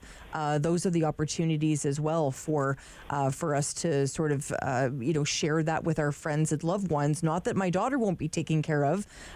She's getting 95%, but 5% to charity is always a good way to look at things too. I love that point, and I'm on the board at Save the Children Canada, and I feel equally as passionately about leaving gifts to charity. We make it really easy and willful. You can leave a cash gift, or you can leave a percentage of your estate, which might not be a lot now, but hopefully in 50 years is, a meaningful gift to a charity. And it's not just a positive legacy. It also makes practical sense, because just like if you left a gift to charity while you're alive, you get a tax receipt. And that actually cuts down on the taxes that your estate will have to pay and puts more money in your beneficiary's pocket. So practical, and it's a great thing to do. Beautifully said, Erin. Thanks for all your great advice. I've sent a few people your way over the years, and everybody always comes back happy. Thanks, Sam. I appreciate it. And thanks for spreading the word about the importance of wills. Absolutely. Erin Burry joining us today, CEO and co-founder of Willful. Kind of a dreary weekend. This might be a good time to think about your will. So just a thought. So we're going to be obviously having lots of other great guests join us today. We're going to be telling you this incredible story of someone that works at Carleton University. There's a GoFundMe page. This story is so inspiring. You're going to hear about that just after 11:30 today. And Keith Whittier, of course, talks all things movies. He's going to be talking about Magic Mike today. He's also going to be talking about body parts and Shotgun Wedding. Lots of great things to talk about there. He's also going to be talking a little bit about the Mayfair and the Bytown, showing some of those classics, including Fatal Attraction and When Harry Met Sally and Eyes Wide Shut. All, I'm assuming, around Valentine's Day, so we'll spend some time chatting with him. We're also going to be getting ready for our lunch today. Sherry Lynn Starkey's going to join us, and Julie Bune. We're going to be talking about the school buses. Should they have been canceled today? We're trying to connect as well with Vicky Kiriako from Osta today to get her thoughts on it. We're also going to be talking about SOPA. Are you going to visit SOPA? Well, if you don't know what SOPA is, we're going to be chatting with that with Julie and Sherry Lynn about that just in the lunchtime. And we're getting ready for the business lunch as well, giving you all sorts of different stories on the business lunch. So that's going to be amazing today. Any big plans for the weekend? Are you a big Super Bowl guy there, Noah? I do enjoy the Super Bowl. I'm pretty excited it's a pretty big game this weekend. Yeah. I mean, I don't know personally if you're super invested or not, or if you have a team you're rooting for. Personally, I'm going for Kansas City, but... Okay, so I found somebody that's going for Kansas City because I am not.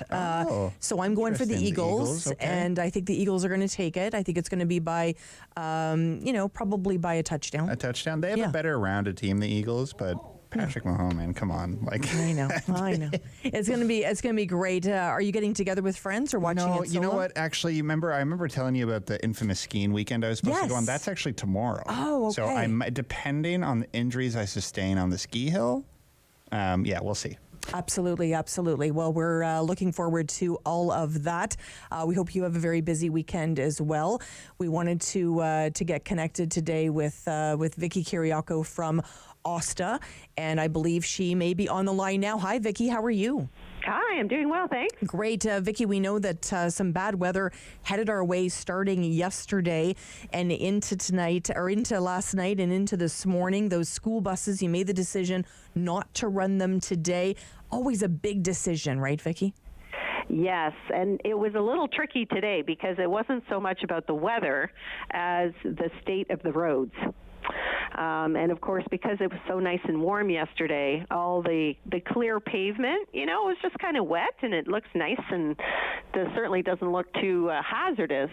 But as soon as we did our road test this morning, boy, I'll tell you, some of those rural roads were like skating rinks. So tell us what a road test means. Essentially, it's when there's when the issue is truly about visibility, the status of road clearance, the how the precipitation is affecting the road surface. I literally jump in my Jeep and I go out into the rural areas. I drive around. I test, what does arterial roads look like? What do the rural roads look like? And I'll go out and drive for 45 minutes and see what's going on. Wow, it's so important, and because some people, of course, jumped in their car today, maybe at 8:30 or 9 o'clock, and thought to themselves, "Well, these roads seem fine to me. Why were the school buses canceled?" So, do you get complaints, Vicki? We do. Oddly, we didn't get that many this morning, which really, to be honest, kind of surprised us because anytime, we have a huge geographic area here in the city of Ottawa, and we have to cancel the whole system. We can't say, okay, we're just going to do this zone or this end of town or just rural, because it's too confusing. We've got drivers and kids traveling all over the city. Mm-hmm. So it has to be the whole system. So part of it could look really great, nice and clear, no issues. However, in other areas, sometimes it could just be east, it could just be west, and there's like massive snow squalls, or there's, whiteouts, or maybe the roads are too icy. So it is confusing for the part of town that seems to be doing just fine. Is it a lot of pressure, Vicki? I picture you driving around, 5 o'clock in the morning and saying, I'm going to make the decision today with the team, I'm assuming as well, of whether these buses go or not. Because I would assume on the flip side, if we were talking today because a bus had, gone into the ditch and there was injuries or something, that's also not the interview you want to do, right? Exactly. But I can tell you this morning was one of the worst road tests that I've had to do, and I've been doing this for about 11 years now. And I was just sort of clipping along on a nicely paved road, and then it just became a skating rink. I thought for sure I was going in the ditch. It was white knuckle for about 3 kilometers, and I thought, okay, well, this is clearly what our buses are going to be traveling on, and even though the rest of the city isn't going to see this, it's not safe enough for buses or vans. Vicki, thank you so much. I know we called you with about a minute's notice. We appreciate your time. You're always so great to come on City News. Thank you. And my pleasure. Thank you. Vicki Kiriakou, Chief Administrative Officer for OSTA, the Ottawa Student Transportation Authority. A really interesting conversation regarding why school buses were canceled today. We're heading into the news. Stay with us here on City News. Sam Laprade will be right back on City News. 101.1 FM and 1310 AM. Hello, I'm Jim Deeks, host of Canada Files. I hope you'll join me each week for interesting and informative discussions with some of Canada's most impressive people. Ladies, leave your man at home tonight. Hey, this is Dominique Orley. I'm a part of Encore 3, and be sure to catch my set this week. We are going downtown, leaving out all your stress and your sorrow. It's closing time, and you stayed out longer than you planned. So now you can't drive, and the buses have stopped running. You could always call your girlfriend. Or maybe your roommate? What about your best friend? You could just dial 1-888-TAXI-GUY or use the Taxi Guy app. The call and the app are free, and they both connect you to a local cab company to bring you home safely. Visit arrivealive.org to find out more. Arrive Alive, drive sober. There we go.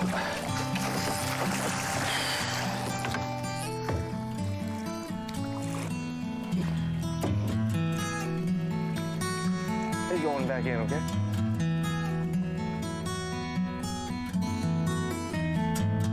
It's a new season of The New Fly Fisher on Rogers TV.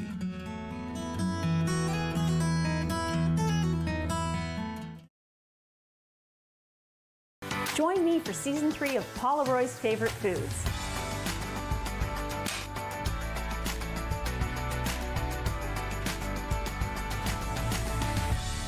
Whew, that was a lot. I think I need a nap.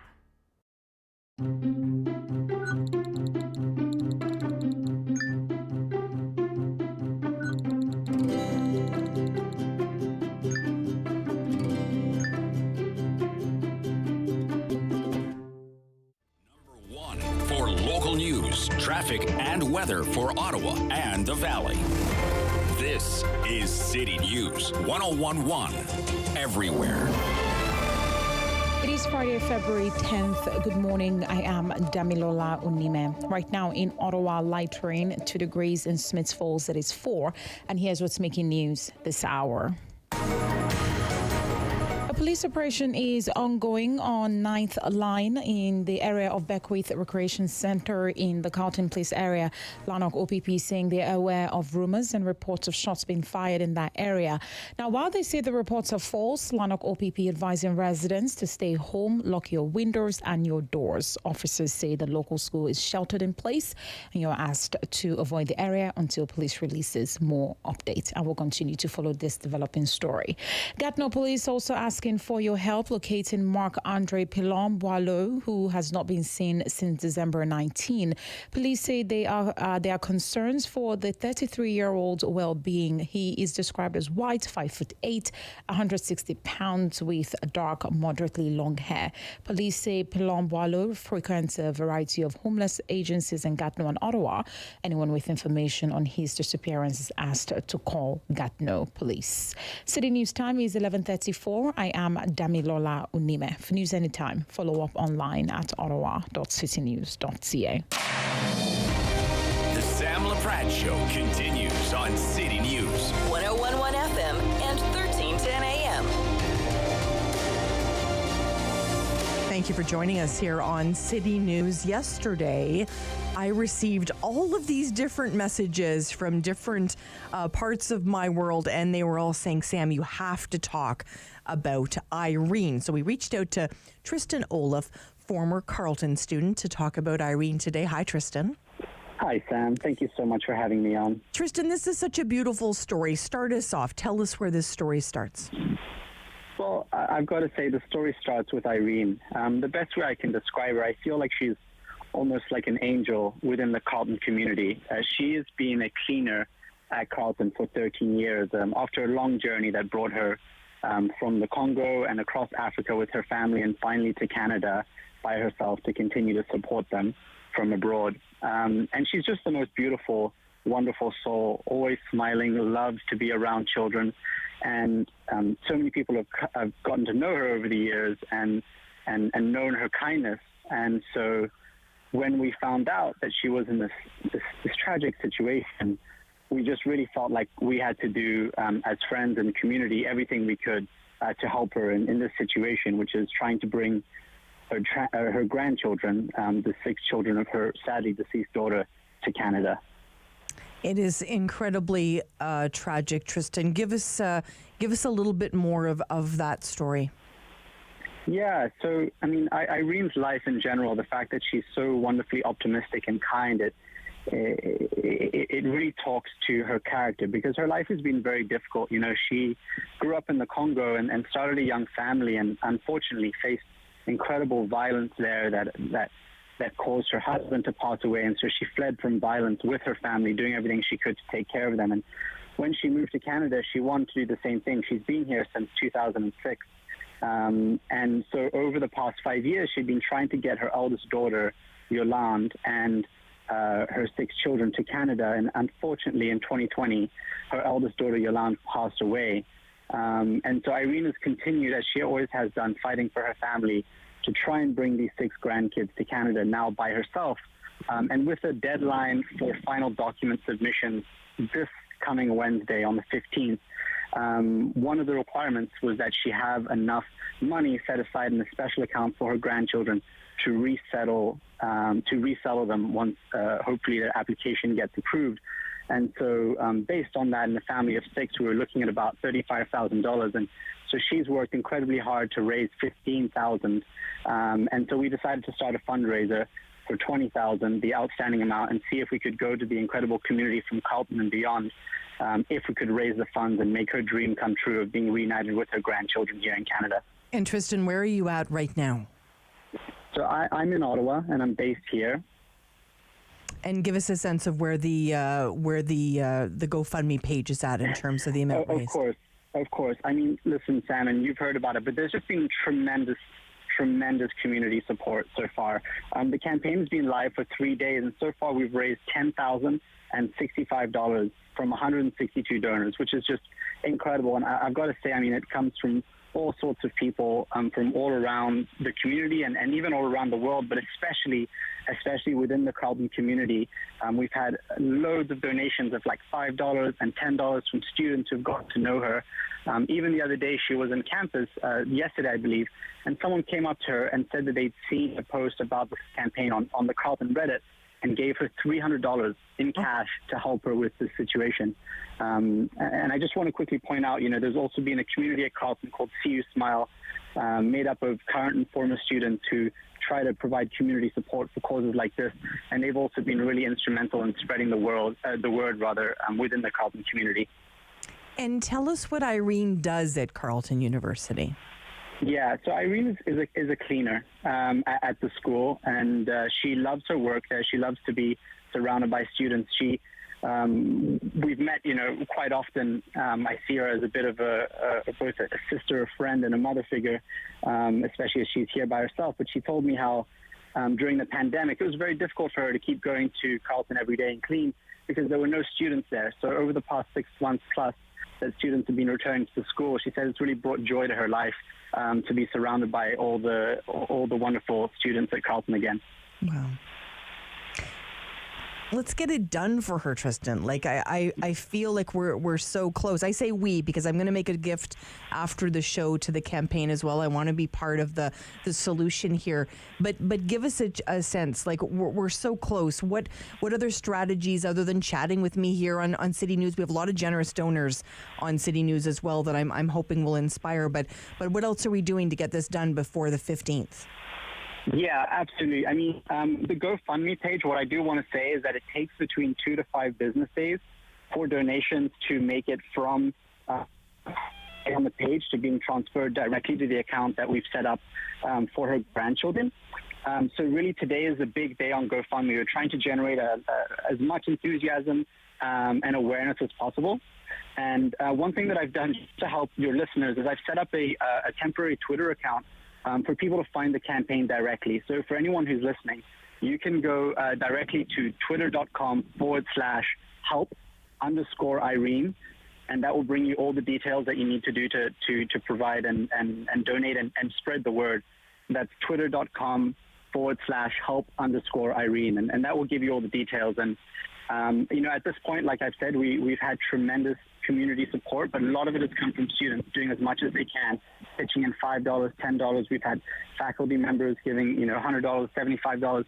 The reality is, on this last day, if there's anybody in the city who hears the story and understands all that she's been through in her life and why she deserves to be reunited with her children, we really need people who have the means to step up and make some significant contributions to get us to our $20,000 goal by the end of today, and if not, by the end of this weekend. Oh, I just have such hope we're going to get it done, Tristan. I really do. I really appreciate you joining us and sharing about Irene. Please extend our thoughts to her on this incredibly tragic time in her life. She's trying to bring her children here for her grandchildren here for such a sad reason. But I think we can have a bit of joy out of this. That reunion will be quite beautiful, Tristan. We want to make that happen. Thank you so much. And I want to say, although it's a tragic situation, she's so filled with hope. This whole week, she's just been overjoyed, just with so much positivity. She's very deeply involved in her faith, and she prays every day, and she's just so grateful for everyone who's turned out for her. And now we just want to make sure the community and everyone in Ottawa who hears the story turns out for her and make sure that we can make this dream come true.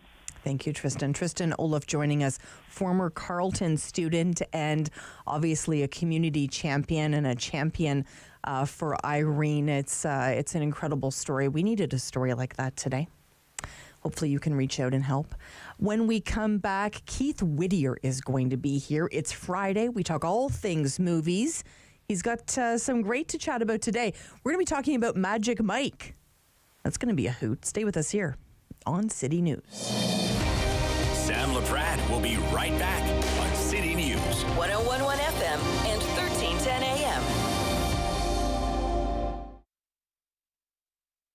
the way I kill, my skill sharpen, cause I've been here sharpening. What's going on, y'all? It's Jay Morris, a.k.a. your favorite light skin, and you're going to check out my performance on Encore Ottawa 3 coming up this week. Let's go. All again, murderation, 911, call it in. Neon murder every... Play 4 games of bingo from the comfort of your own home each Monday at 7 p.m. for your chance to win money from our $2,000 regular bingo or $5,000 super bingo night. Kiwanis TV Bingo, Mondays at 7 p.m. on Rogers TV. On Friday's Daytime Ottawa, the chef Daniela Croco joins us on the show. Of course, you can watch her television series right here on Rogers TV, but she's going to share some great ideas just in time for Valentine's Day. We're also going to tell you about the latest workplace and workforce trends, and we'll introduce you to an art project that really deals with climate change. It is called Teach Your Parents. All that and more on Friday's Daytime Ottawa. After a night out with your friends, there's always options for getting home safely. You could call your BFF, your mom or dad, whoever you can count on for a safe ride home. You could call your favorite cab company or 1-888 taxi guy. Or you could use the Arrival Live smartphone app to help you choose your ride. Be it a friend, transit, or taxi, getting home safely is app easy. Now available for iOS and Android devices. Visit arrivallive.org to find out more. Arrival Live, drive sober. At Celebrate Ottawa, we love showing you something a little different. We showcase remarkable people highlighting the city's diversity in arts, culture, sports, and nature. We will show you features that prove Ottawa is a vibrant and exciting city. We'll entertain you and we'll even teach you new things. Join me, your host, Lila Grine, as we explore and celebrate Ottawa.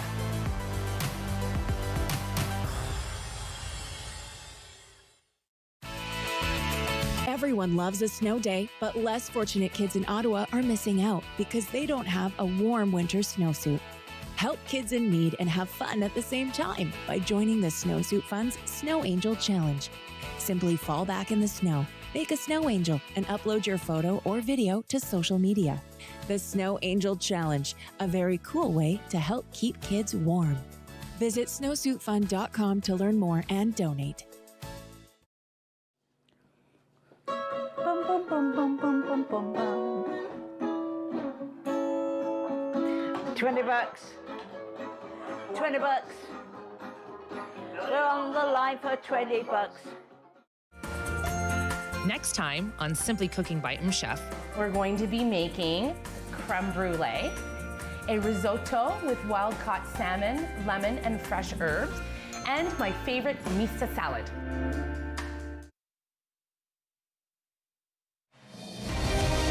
Laprade Show continues on City News. 101.1 FM and 1310 AM.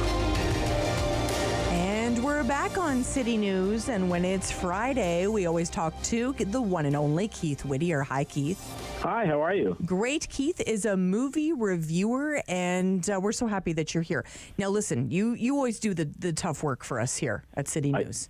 I do, but I love it, though. It's a good time. And you go and see these movies, which is always so interesting, especially this week. Yeah, no, nothing dull about this week, that's for sure. So let's start with Magic Mike. Why are you in London? I'm going to put on a show at this famous theater. People are numb, disconnected. We're gonna wake them up with a wave of passion they've never felt before. Hell yeah. Without further ado, I give you the visionary artist, Magic Mike. For 5 years, I've said, Keith, take me to a movie. And you couldn't pull this one off. What the heck is happening?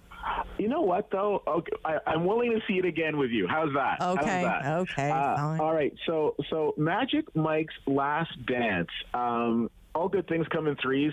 Several years ago, we had the first Magic Mike movie, which was basically a loose telling of Channing Tatum's life as a dancer, a stripper back in the day, and it was extremely successful.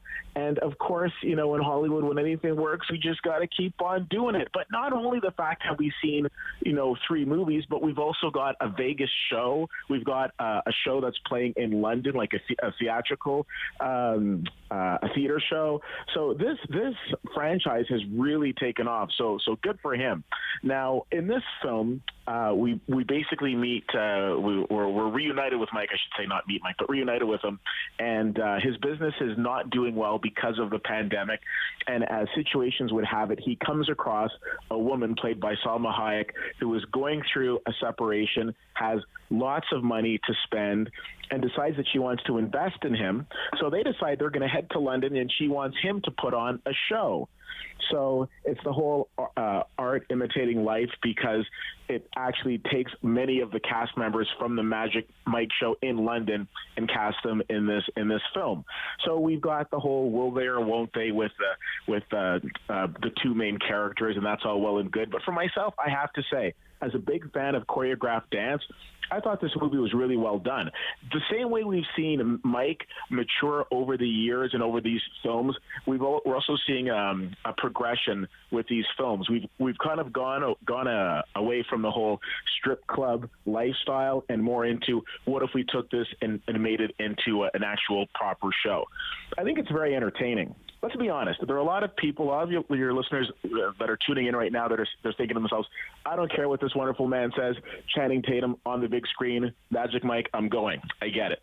But for those people who aren't, who are kind of on the fence, I would say it's still a movie that's definitely worth checking out. Okay. When the first one came out, I'm very excited. We're going to go see it, of course. We're going to go see it. But when the very first one came out, I said to my mom, let's go see this movie. Oh, Lord. Not a concept, no concept of what I was taking my mother to. Yeah. We did not make eye contact for about 6 weeks after seeing that movie. We couldn't look each other in the eye, Keith. There was no way. There was no way. Of course, you didn't just see Magic Mike, although that would have been enough for me. You saw Body Parts as well. Here's Body Parts. Nobody feels comfortable saying they're uncomfortable. People thought a scene was going to get portrayed one way, and all of a sudden the director has this other really creative idea. This is such a widespread problem. Today we're going to be getting to the core of what does it mean to be an intimacy coordinator. There are certain things that are not acceptable now. Okay, Body Parts. Tell me all about it. Yeah, so this is a documentary, and it's an exploration into basically like love scenes, sex scenes, on the big screen, on the small screen in Hollywood. It takes a look at how we've come from basically there being like no sort of protection or recourse for women on set, to the fact now that a lot of sets have intimacy coordinators, which are basically people who direct those scenes to make sure that everybody is very comfortable with everything that's going on.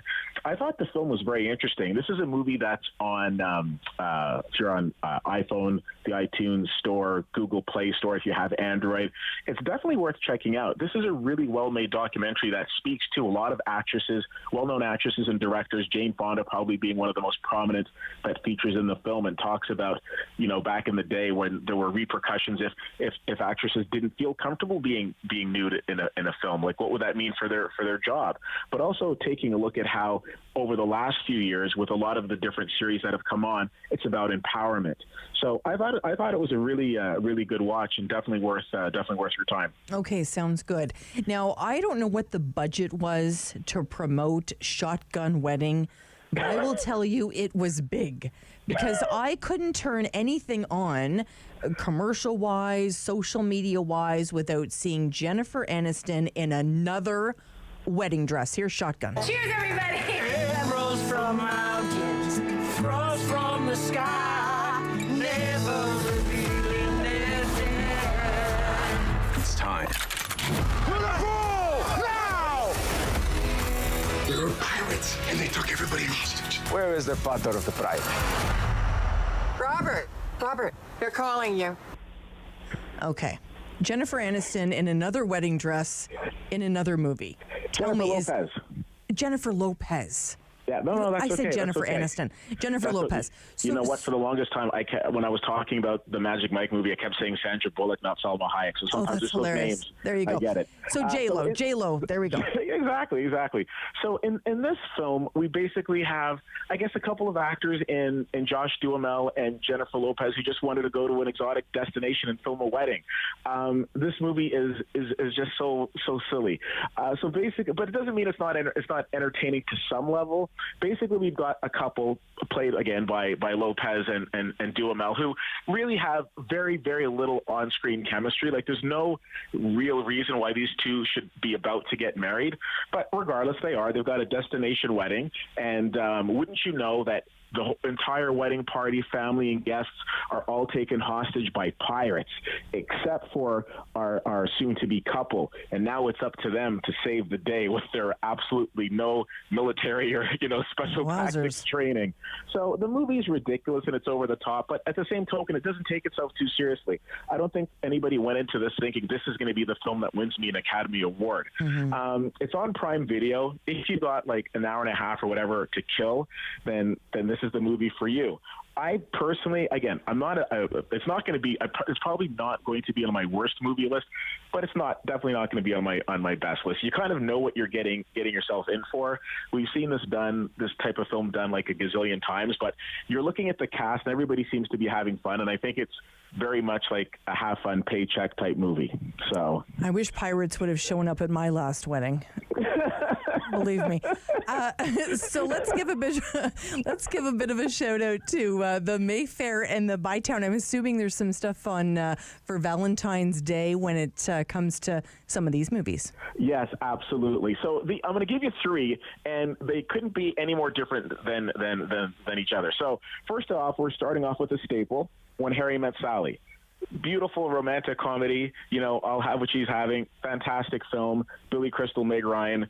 Valentine's Day, if you want to go and see a nice romantic classic in the theaters, there's your jam.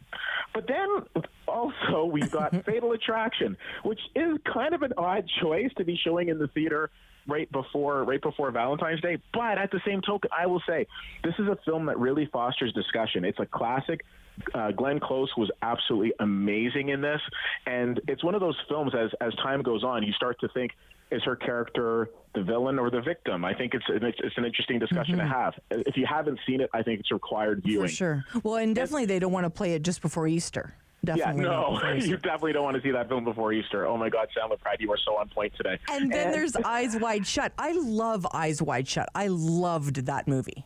It is a fantastic film. Of course, it's the late Stanley Kubrick's final film before he unexpectedly passed. I think it's a very good movie, and again, one of those films that really fosters discussion. And these are three great movies that are nice to see on the big screen, and they're showing at Mayfair and Bytown, respectively. Fantastic. Yeah. I'm looking back at lots of different movies, and I'm sharing them with my daughter. And the one that we're going to watch hopefully this weekend, and we're going way back in time, is Four Weddings and a Funeral. Four Weddings and a Funeral is such a great movie, and that was, if I'm not mistaken, the film that really launched Hugh Grant's career, because that was, I think, one of the first like romantic comedies that he was in, and then of course with Notting Hill coming not too far after. Absolutely. Well, we saw Notting Hill over the holidays, and so that kind of got us thinking about others to see. Two of her favorites are Juno. She loves Juno, and she loves Little Miss Sunshine. Again, two very strong films right Absolutely. there. So yeah, I found that Valentine's Day kind of snuck up this year. I mean, It's February. I guess you should know what's around the corner. But I just kind of feel that if you're waiting for Hallmark to tell you when to be romantic or nice to people, it's probably got bigger problems. So absolutely, I agree 100%. That's why I adore you every day. Oh, you're very sweet.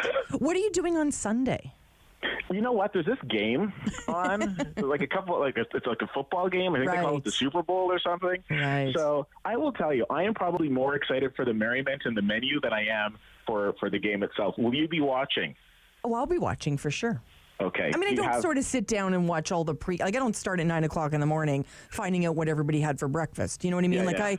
I sort of join in, later in the day, and I'll go in and out of it. I don't sit there the whole time.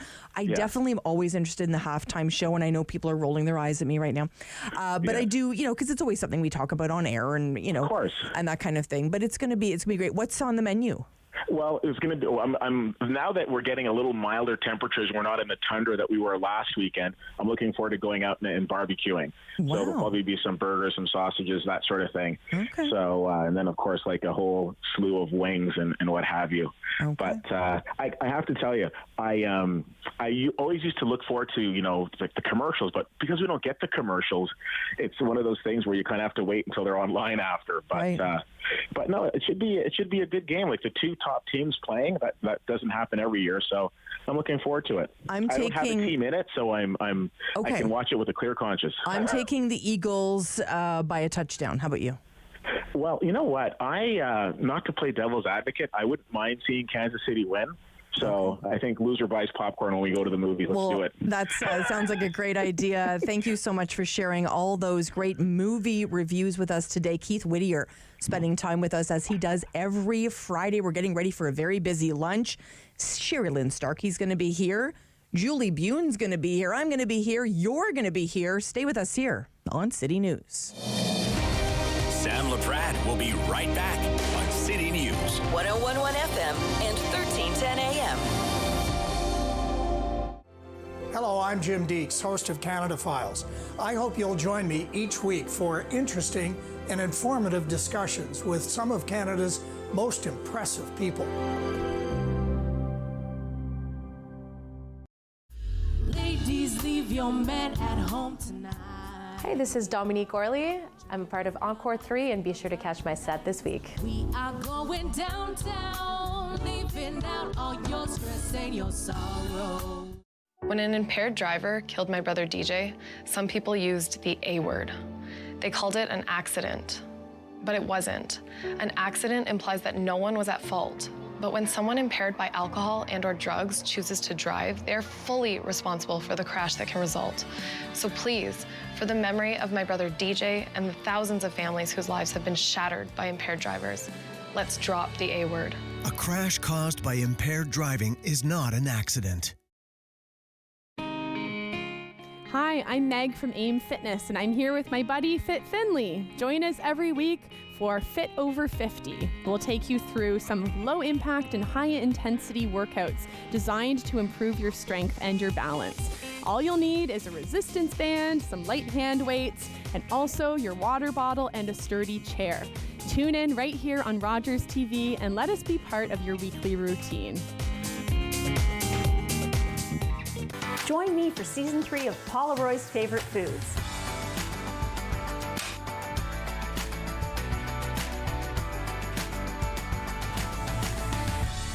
Whew, that was a lot. I think I need a nap.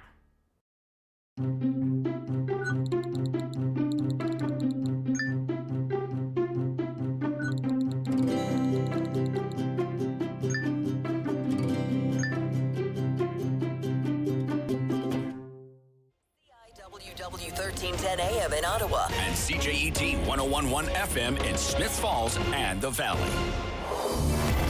Number 1 for local news, traffic, and weather for Ottawa and the Valley. This is City News 101.1 everywhere. It is Friday, February 10th. Good afternoon. I am Damilola Unime. Right now in Ottawa, light rain, 2 degrees. In Smiths Falls, it is 4. And here's what's making news in Ottawa and the Valley. Residents in the Carlton Place area asked to stay indoors this morning after Lanark OPP says they are aware of rumored shots fired in the area. Police say the rumors are not true, but the scene is still active and a police operation is underway on 9th Line near the Beckwith Recreation Centre. People are asked to remain indoors or avoid the area if possible. A local school has also been sheltered in place. With the weather forecast for Ottawa and the Valley, here is City News weather specialist Denise Andriachi. A mostly cloudy day today, breezy too, and there's a chance of some showers and flurries mixing in. The guaranteed high +4. We've already hit that this morning, so relatively mild start to the day, but we drop to lows near -7 tonight. Sun and cloud with chance of flurries for Saturday, highs near -2. The guaranteed high today +4. City News time is 12:02. Are you having trouble getting connected with a government service, health or social services, or any resource at all? If it was a situation with the floods that we had recently and you need a place to get a hot shower, to get food, you call us and we will have that information available and be able to point you in the right direction. We have a map that when somebody calls us and they say, look, I'm not going to have enough food, what do I do? What we do is we then look it up and say, give us your postal code. And you say, well, your nearest food bank is such and such an address, and here are their hours. You can go and get food there. John Hayes is the Executive Director of Community Navigation of Eastern Ontario. He tells City News 211 service is available 24 hours, 7 days a week for all Ottawa residents or Canadians, and it's also available in the United States. Saturday, February 11 is 211 Day. It's a day to raise awareness about the service and the importance of helping people navigate the complex network of human services. Pulled from the rubble 4 days after devastating earthquakes, the story of a family that survived in a collapsed building is providing much-needed hope to rescue workers in Turkey and Syria, where the death toll from this week's disaster has now surpassed 22,000. City News reporter Jamie Pulfer has the latest. Miraculous stories of survival amid that staggering death toll in Turkey and Syria more than 4 days after this devastating earthquake. A family of 6 is one of many success stories this morning when they were pulled out of the rubble more than 100 hours after the quake. CNN's Nick Payton-Walsh is in Antakya, Turkey, where rescue crews are relentless. I think it's the impossibility of hope here that somebody could emerge after all this time alive from the wreckage that's driving this large crowd of rescuers. The most intense work done by hand. The Turkish government says the families of more than 260 children who have been rescued can't be reached. This amid a growing humanitarian crisis, with hundreds of thousands of people now homeless in the freezing cold. Across the border in Syria, a UN aid convoy has just been able to get into the war-torn country to help. Jamie Pulfer, City News. I am Damilola Unime. For news anytime, follow up online at ottawa.citynews.ca. Connecting you and your community. This is the Sam Laprade Show on City News. 101.1 FM and 1310 AM. Well, it is lunchtime. I love this time of day. We get to invite community leaders, business leaders, sometimes politicians. Everybody comes to the table to talk community issues. Today, Sherry Lynn Starkey's at the table. She's a social media expert and host of the 50 Women Over 50 podcast. Hi, Sherry Lynn. Good morning, Sam. And we've invited Julie Bune here today, Director of Communications, CAA North and East Ontario. Hi, Julie. Howdy, howdy. What's funny about lunch today is I can actually see the three of us having lunch together. Oh, let's do it. That would be so much fun. I don't know if the people around us eating at other tables would like it. Lots of giggles and stuff. Sherry Lynn, let's talk a little bit about the school buses today. We know, of course, it was a very challenging day for school buses yesterday with some of that freezing rain. The buses were canceled again today. We spoke with Vicky Kiriakou of Osta this morning, and here's what she had to say. I literally jump in my Jeep and I go out into the rural areas. I drive around. I test, what does arterial roads look like? What do the rural roads look like? And I'll go out and drive for 45 minutes and see what's going on. And Sherilyn, I wouldn't want to be Vicky Kiriakou making this decision with her team on whether they cancel buses or not, but the decision was made today. Some people think, well, why were they canceled? But we heard from Vicky when they make those decisions, and they have to make them really early in the morning. Do you think they should have been canceled today, Sherilyn?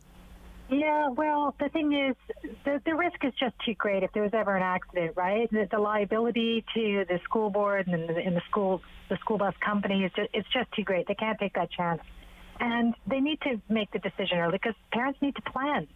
I mean, parents have jobs and things that they need to do on school days, so they need to know as soon as they can so that they can call grandma and make sure that she's going to be there to help look after the kids if they can't make it to school. Absolutely, 100%. And I've often said to Vicki, I wouldn't want to do her job for all the tea in China. She just works incredibly hard. And it's not always the decision. People, are always going to complain. Julie, I know you know much about that. But in terms of, road safety, not everybody wants to obey those rules on the road, especially on an icy day, Julie. But it's safety is always number one. Oh, 100%. I mean, this is the thing. You don't want to end up with any kind of a crisis with a school bus.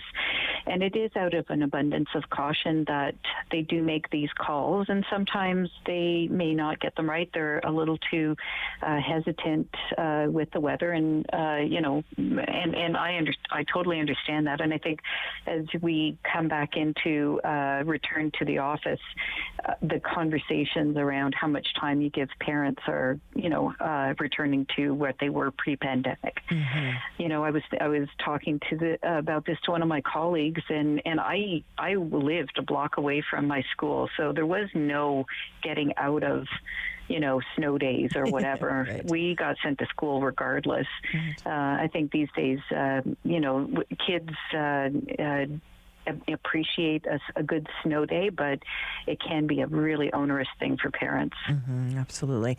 And all those school bus drivers, thank you so much for everything you do, because that's the only way those little ones can get back and forth. It's certainly a very important job in our community, and I don't think it gets the love it deserves, to be honest. So, okay, let's shift gears a little bit. Sherilyn, you're pretty hip. You're pretty cool.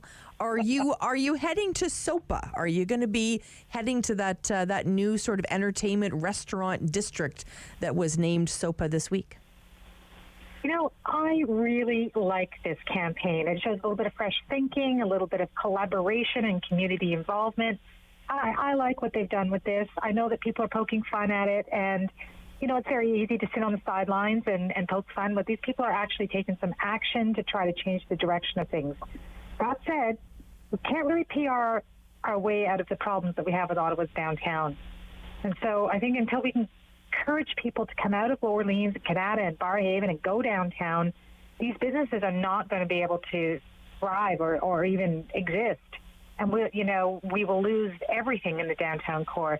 So getting the public service back downtown is really, really important to our overall economy, and certainly to these businesses down in the new SOPA area. And, I'm hoping that once we get the workforce back downtown, the rest of us will follow. Well, it's so interesting, and you make a really good point. I think this is, would we be talking about that area right now if they wouldn't have launched this campaign, right? It's doing its job. It's getting people talking. And I remember when I spoke with one of the organizers asking them why they named it SOPA, which stands for South of Parliament. They said that NOBA, they didn't think NOBA worked, which was north of Barrhaven. Julie, what do you think? Which I thought was absolutely hysterical. I laughed about it for about a day and a half. So you're very hip as well, Julie. Are you heading to SOPA? Well, I would have to say that I probably was heading there regardless. I live downtown. I love being able to walk, to restaurants and that sort of thing. I do think, your point about you can't PR your way out of, nobody living downtown. It's not nearly as busy as it used to be. I think a branding exercise is always worth looking at. And of course, we do need to revitalize this. It's 100% necessary. We've got so many empty buildings downtown now that it's really heartbreaking, if you're in the real estate business. I think, SOPA is cute. Are we going to brand it? Sure, why not? But, it's really going to be the people that are going to make that live, right? With anything, the brand has to be taken up and it has to take on a life of its own. Scott May was one of the people that we spoke to about this initiative. We also spoke with Devinder as well. And here's what Scott May had to say. Well, myself and a bunch of like-minded restaurateurs, bar owners, music venue owners, and hotels, all located in the downtown core, have decided that we need to brand ourselves as the SOPA Entertainment District, and SOPA stands for South of Parliament. Ooh, I like it. Yeah, we decided that Ottawa and the tourist market really needs to be reminded how many great things are downtown. Mm-hmm. You know, COVID's been tough, truckers have been tough.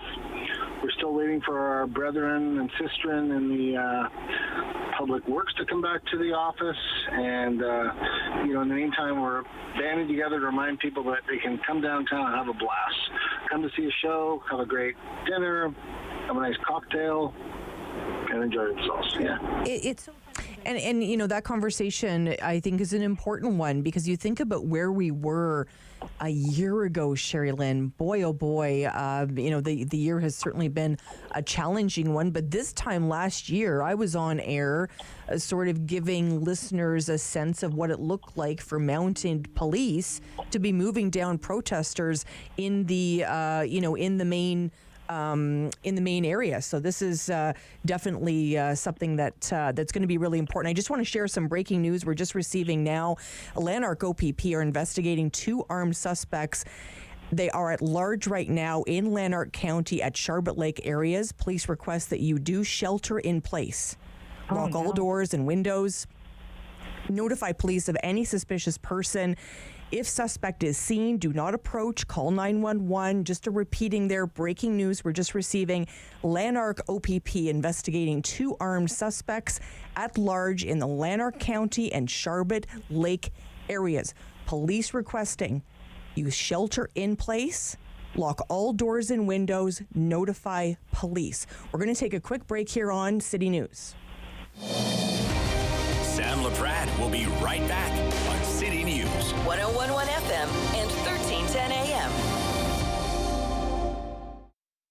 That's the way I kill my skill sharpen, because I've been here sharpening. What's going on, y'all? It's Jay Morris, a.k.a. your favorite light skin, and you're going to check out my performance on Encore Ottawa 3 coming up this week. Let's go. All again, murderation, 911, call it in. Me, I murder every... Play 4 games of bingo from the comfort of your own home each Monday at 7 p.m. for your chance to win money from our $2,000 regular bingo or $5,000 super bingo night. Kiwanis TV Bingo, Mondays at 7 p.m. on Rogers TV. Your mouth can do a lot of amazing things.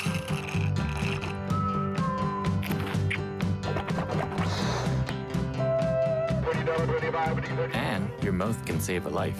Hi, I'm Tom Wong. I'm just one of close to 1,000 Canadians in search of a stem cell match. We need your help. A simple swab is all you need to register on the National Stem Cell Database. You could be the one to save a life. Find the hero in you. Send them home! Get rid of them! Gentlemen, please. And so, this organ, which I regret I cannot name because of the presence of these members of the weaker sex, who, although they are married, could not possibly endure... Get them out. Patience, Ginny. Patience. Get them out! Dr. McFarlane! Mrs. Trout. There's no place for women in a medical school. Get them out! If you do not bring this classroom under control, I am going to repeat every word of this disgusting lecture to your charming wife.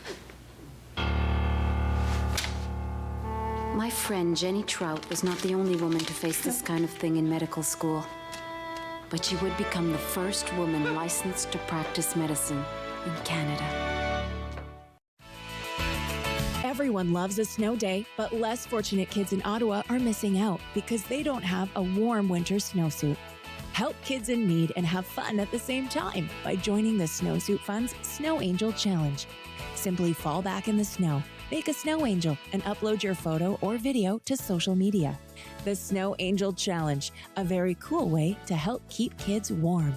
Visit snowsuitfund.com to learn more and donate. Bum, bum, bum, bum, bum, bum, bum, bum. $20. $20. We're on the line for $20. Next time on Simply Cooking by Chef, we're going to be making creme brulee. a risotto with wild-caught salmon, lemon, and fresh herbs, and my favorite mista salad.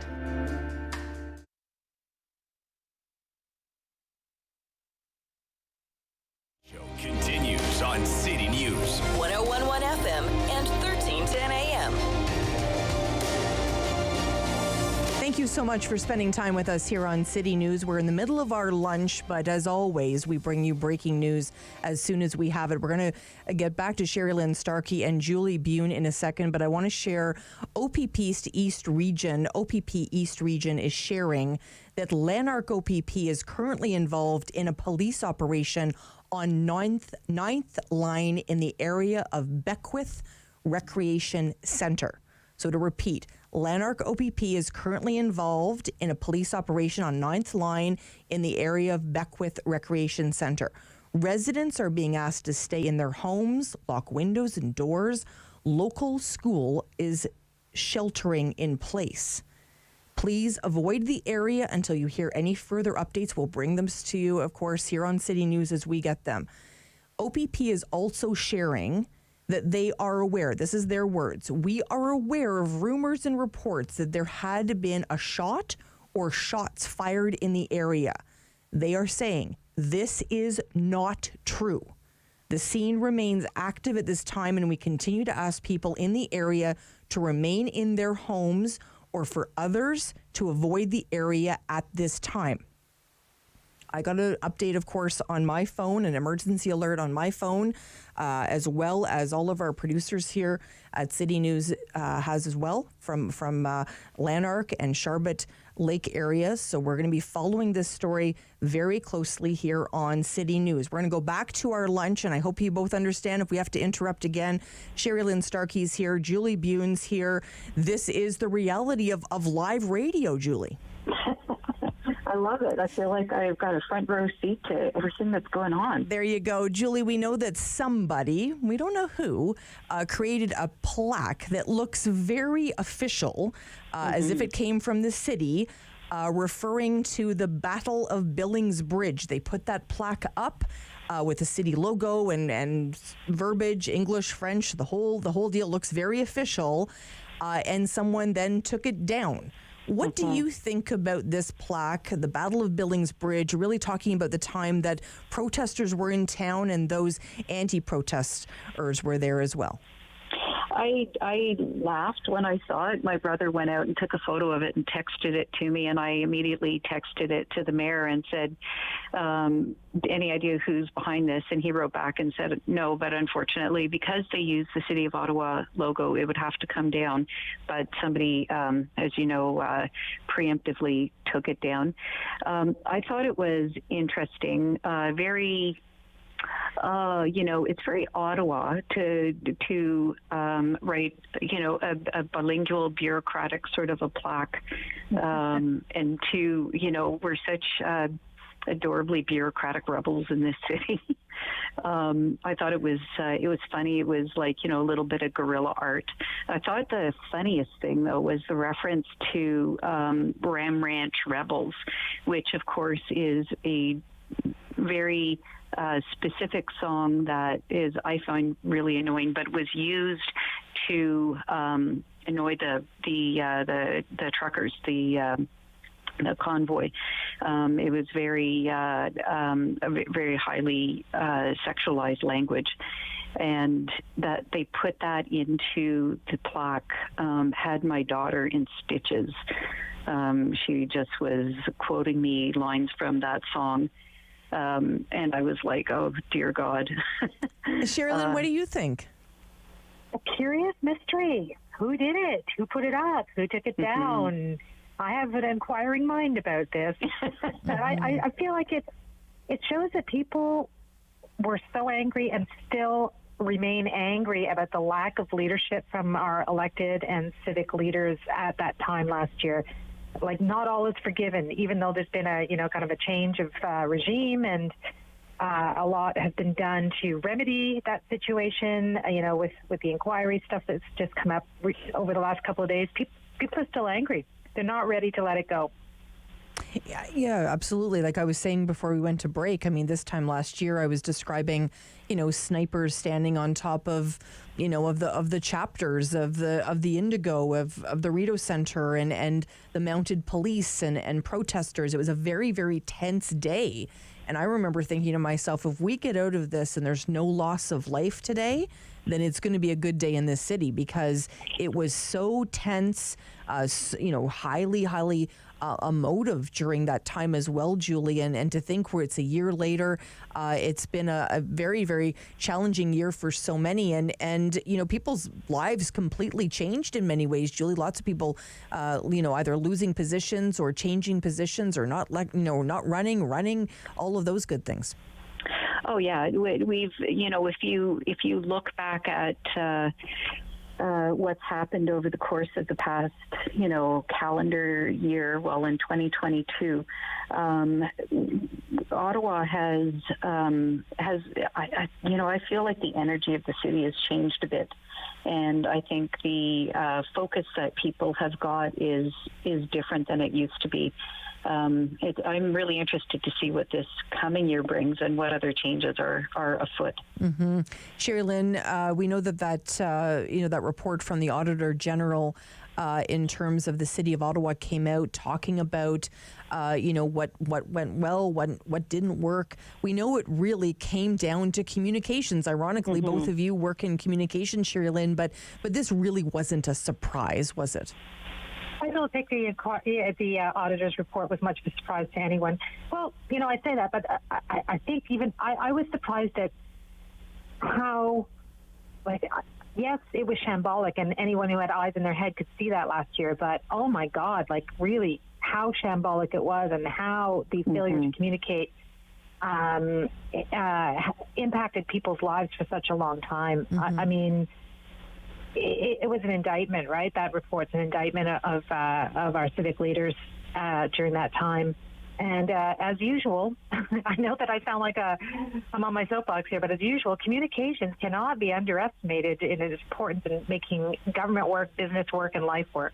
Well, and I think what surprised me the most, Julie, is we know that, there's quite a team that 24/7, that's what they do at the City of Ottawa. There's a whole staff team that is on alert for emergencies, and the communication between that group and the police really resulted in very little communication. And when we think about big disasters that have happened in the city, we think about the derecho, the floods, the tornado, even the ice storm back to 1998. That's what those people are there to do. So the fact that, police didn't lean on that group was a very big shock to me, because I thought there was protocols in place where this is the way things are done. 100%. And we see evidence of one group trying to control and take ownership of all aspects of it for a bunch of reasons, for, to stop leaks, to control the messaging, all that kind of stuff. But at the end of the day, it was a very short-sighted approach that the police took, as much as they had a very difficult job, and, they had to communicate what they had, it was a challenge, the information coming in and out. The lack of allowing and inviting stakeholders to the table to avoid, I don't know if they thought, communication by committee would result, all that sort of stuff. We know working with government, sometimes you end up allowing for all sorts of mitigating that doesn't need to happen. I've sat at those tables and I've witnessed it, and it's frustrating. But at the same time, in crisis communications, you need to have some really clear guidelines and, as you say, some protocols in place to give voice to those experts at the table who understand what needs to be put out and when. 100%. I just want to update our listeners a little bit. You might have received an emergency alert on your phone from OPP talking about some of the police operations. We have received that notice from OPP that Lanark OPP is currently involved in a police operation on 9th Line in the area of Beckwith Recreation Center. Residents are being asked to stay in their homes, lock all windows and doors, local school, of course, is sheltering in place. They're asking you to avoid the area. They're also indicating they're aware of some rumors and reports that there were shots fired. It is not true, they're indicating.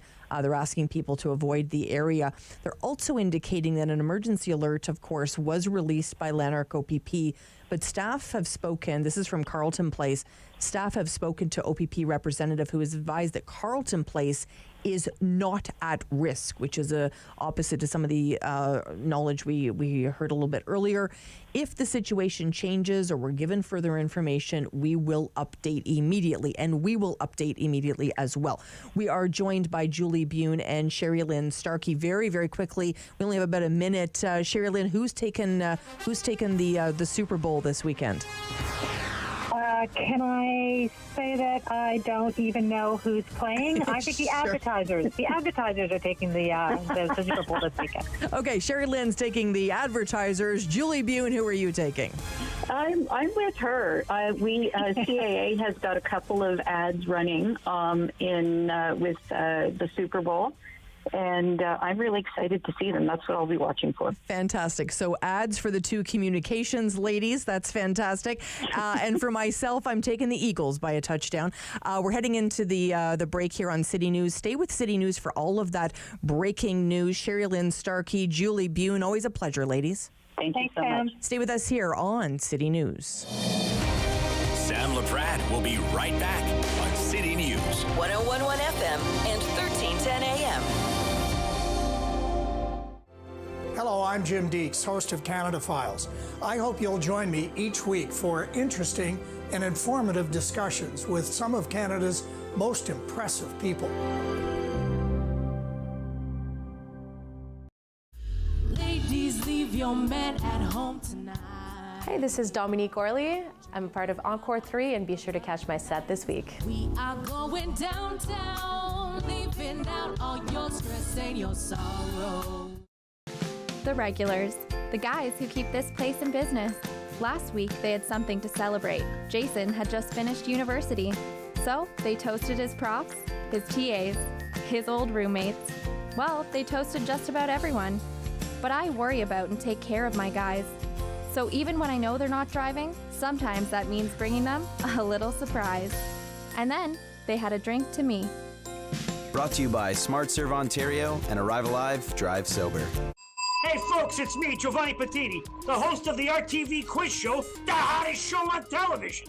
It's the hilarious quiz show where you, the viewers, play for valuable non-existent prizes. It's got great trivia, fun facts, and a lot of laughs, all blended together in a perfect cocktail of edutainment. So join us Wednesdays at 7:30 right here on Rogers TV. Nice.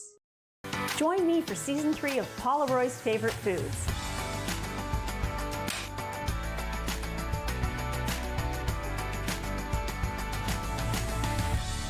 Whew, that was a lot. I think I need a nap.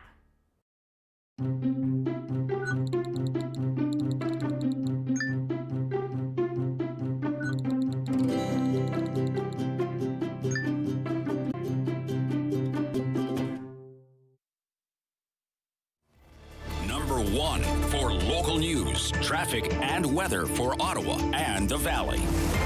This is City News 101.1 everywhere. It is Friday, February 10th. Good afternoon. I am Damilola Unime. Right now in Ottawa, mostly cloudy, 1 degree. In Smith Falls, it is 4. And here's what's making news this hour. Lanark County OPP have sent out an emergency alert relating to 2 armed suspects who are at large in the Lanark County and Sherbrooke Lake areas. Police asking residents in that area to shelter in place, lock your doors and windows. If you see anything suspicious, you're asked to contact police.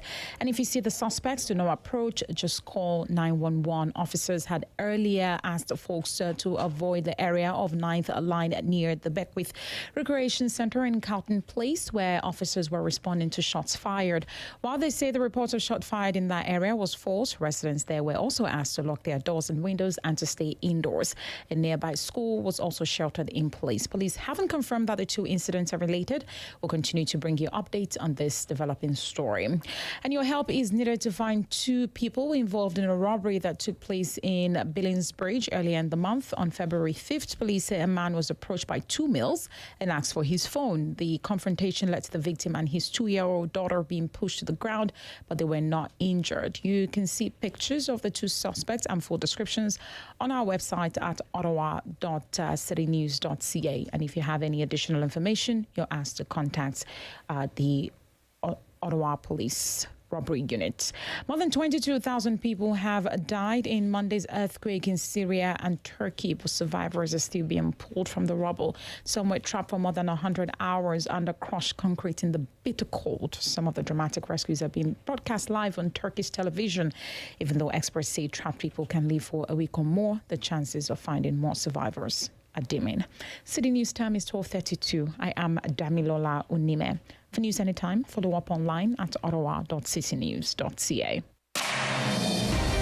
The Sam Laprade Show continues on City News. 101.1 FM and 1310 AM. Thank you so much for spending time with us here on City News. It is the business lunch. We know that there's some activity with Lanark OPP. If we do hear any updates, we will interrupt the business lunch and bring that to you live. So don't worry, you're going to hear all of the breaking news here as it comes. We wanted to talk today with Debbie Elfalter. Hi, Debbie. Hi, Sam. How are you doing? I'm doing fantastic. You are doing something that is so important. People may not even know your business is even out there to help them. Talk to us a little bit about Senior Solutions. Okay, so what we do, we've been in business since 2007, so we've been around about 16 years. We do personal support. We have end-of-life doulas on staff, so we are doing a lot of end-of-life with our clients who want to choose to end to do their journey and transition at home. We do companionship. We do transportation. We have service dogs on staff who do a lot of visits with our dogs, and we also do a lot of caregiving and 24-hour care for our seniors who are right now. A lot of them are still unfortunately experiencing some isolation. It hasn't been very kind. COVID has not been very kind with our seniors, and even up until Christmas, a lot of our seniors were isolating in their rooms because of possible transition from COVID. It's such a challenging time, Debbie, and families were just... Well, we just felt so helpless, and really, I think you're the help we need.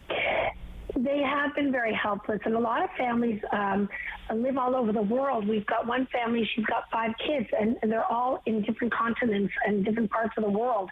So they hire us so that we can be an advocate. We can send reports. We can do shopping for her. We can be sort of the bright, sunshiny moment in her day and we can also do FaceTime, because right now what's happening is a lot of these places are understaffed and they're working really hard, and they don't have a lot of extra time to spend with quote unquote Mrs. Smith, who maybe wants someone to read to her or some companionship to maybe take her down to an activity that normally she can't get to. So that's where we're sort of implementing our services for a lot of families that can't be there. And give us a sense, when you're hiring people to help, Debbie, the security and the safety must be paramount for you in terms of who you're sending to spend time with my mom, for instance. It is, and we do vet them. A lot of times a lot of our staff come from references. So let's say somebody's been with us for 10 years and they've got a friend. So we vet them. They come with a police check. We train them. So we are very, very, very diligent as to who we send. I'm very, very hands-on. I'm out there myself doing all the work as well. So we're very, very hands-on, and we do advocate for the family as well. Mm-hmm. And give us a sense, how are people reaching out to you, Debbie? Is it sometimes, do you think, almost too late in terms of the parents might need some help, but if they would have had a couple of months of ramp up room, maybe it would have been easier? That's a really good point. A lot of times when the families are calling us, they're calling us 4 o'clock on a Saturday, and they want somebody there within an hour because they're overwhelmed. And then the home they don't realize sometimes that their parents are deteriorating or declining in their own home and not realizing that they're not eating or drinking or they're not socializing. And that can even go within a retirement home or long-term care home where they are isolating themselves. And so we try to bring them out of that. I started a program called Seniors Cards for Seniors in Isolation. So I probably collected about 30,000 cards and letters and painted rocks and crafts from people in the community. And I've been delivering those for 3 years. So I'm doing another probably 600 cards for Valentine's Day. So those are really, the moment is they need socialization, they need touch, they need to know that somebody can be there and listen, and just somebody is there for them. And you've been doing this business for a really long time, Debbie, but Yes. The reality is this is only going to grow as our population ages. Such an important service. It's been growing, and we don't even have to advertise anymore. It's word of mouth. It's our website. It's just we come with a really good reputation, so that's taken us a long way, which is wonderful. Absolutely. And give us a sense, Debbie, is this people into their 80s or 90s? Are you helping other age groups? Give us a sense of that. Our youngest client came to us at 58 years old, and she was very highly educated. She did everything right, and she got early Alzheimer's. So she's been our client for 12 years. It can go anywhere from 55, 58, right up until our oldest client right now is 101, and we lost our oldest client at 104, and he was able to stay in his home. Right, he actually died in his home with our end-of-life doulas, so he was able to stay there because of us, because we were visiting him 3 times a day. Wow. So it really matters that they stay home, and at this point too, it's very they want to be in their home for as long as they can. Absolutely. And I can only imagine as well, Debbie, that, when I think about even my mom, she's in her 82nd year. She'll be thrilled that I told you that, that she's, I think about planning for that. I mean, I think those conversations, if I was to reach out and say, what should I be looking for in the future? It's good to have that ear as well and be able to see if your services are going to be needed maybe 5 or 10 years down the road. And that happens a lot of times, families or even the senior themselves. We've got one particular gentleman that checks in with us every 6 months to make sure that we're still around when he needs us. So he's advocating for himself. He set up a lot of services, and we will be there when he needs us. And a lot of families will just sort of do some shopping around, per se, and find out sort of pre-planning, which is great, because sometimes we do, like I said, we get the last minute person, because we like to think that our parents are invincible, and until they're not, a lot of families get overwhelmed and they don't know what to do or where to turn to. For sure. Debbie, I really appreciate you sharing all about senior solutions today. Debbie Alfalter joining us today. Stay in touch, okay? Absolutely, Sam. And you take care, and thank you for having me on. Thank you so much, Debbie, spending time with us today on the Business Lunch. We're going to be speaking with Joanne Rogers a little bit later. She's with Kitty Cobbler. She's got some very interesting news to share today, some heartwarming news. We wanted to also just bring your attention to the fact OPP did issue that emergency alert on phones. Hopefully you received it on your phone. If you didn't, we wanted to share a little bit about what they're releasing. Lanark OPP is currently involved in a police operation on 9th Line in the area of Beckwith Recreation Center.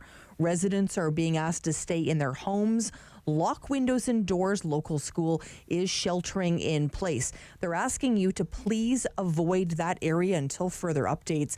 They have also issued this statement.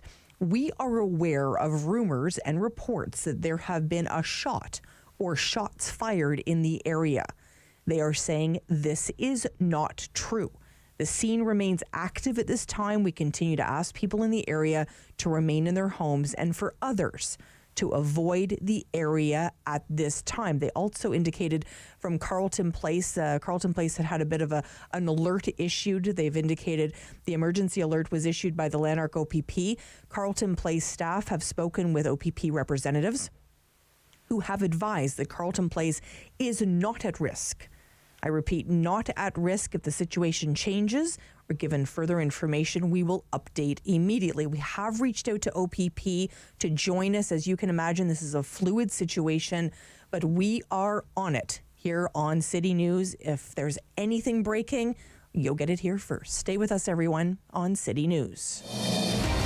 Sam Laprade will be right back on City News. 101.1 FM and 1310 AM.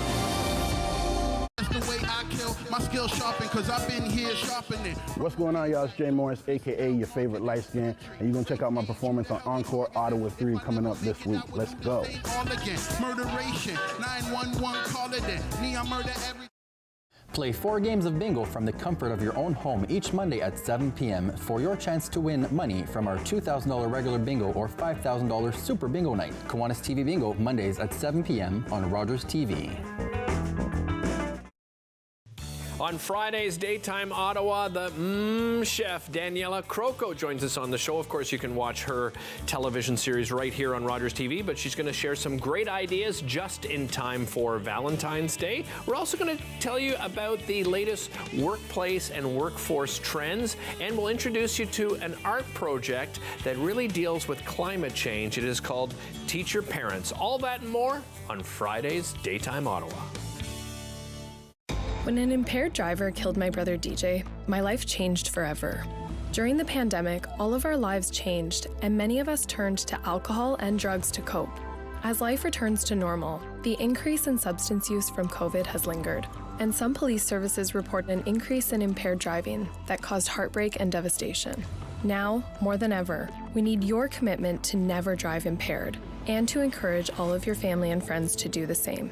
Together, we can save lives.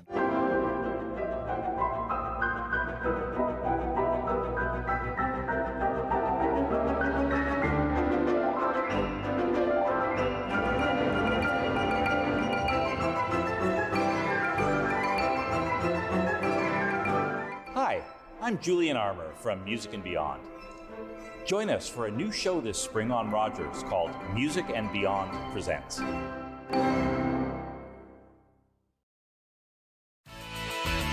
Everyone loves a snow day, but less fortunate kids in Ottawa are missing out because they don't have a warm winter snowsuit.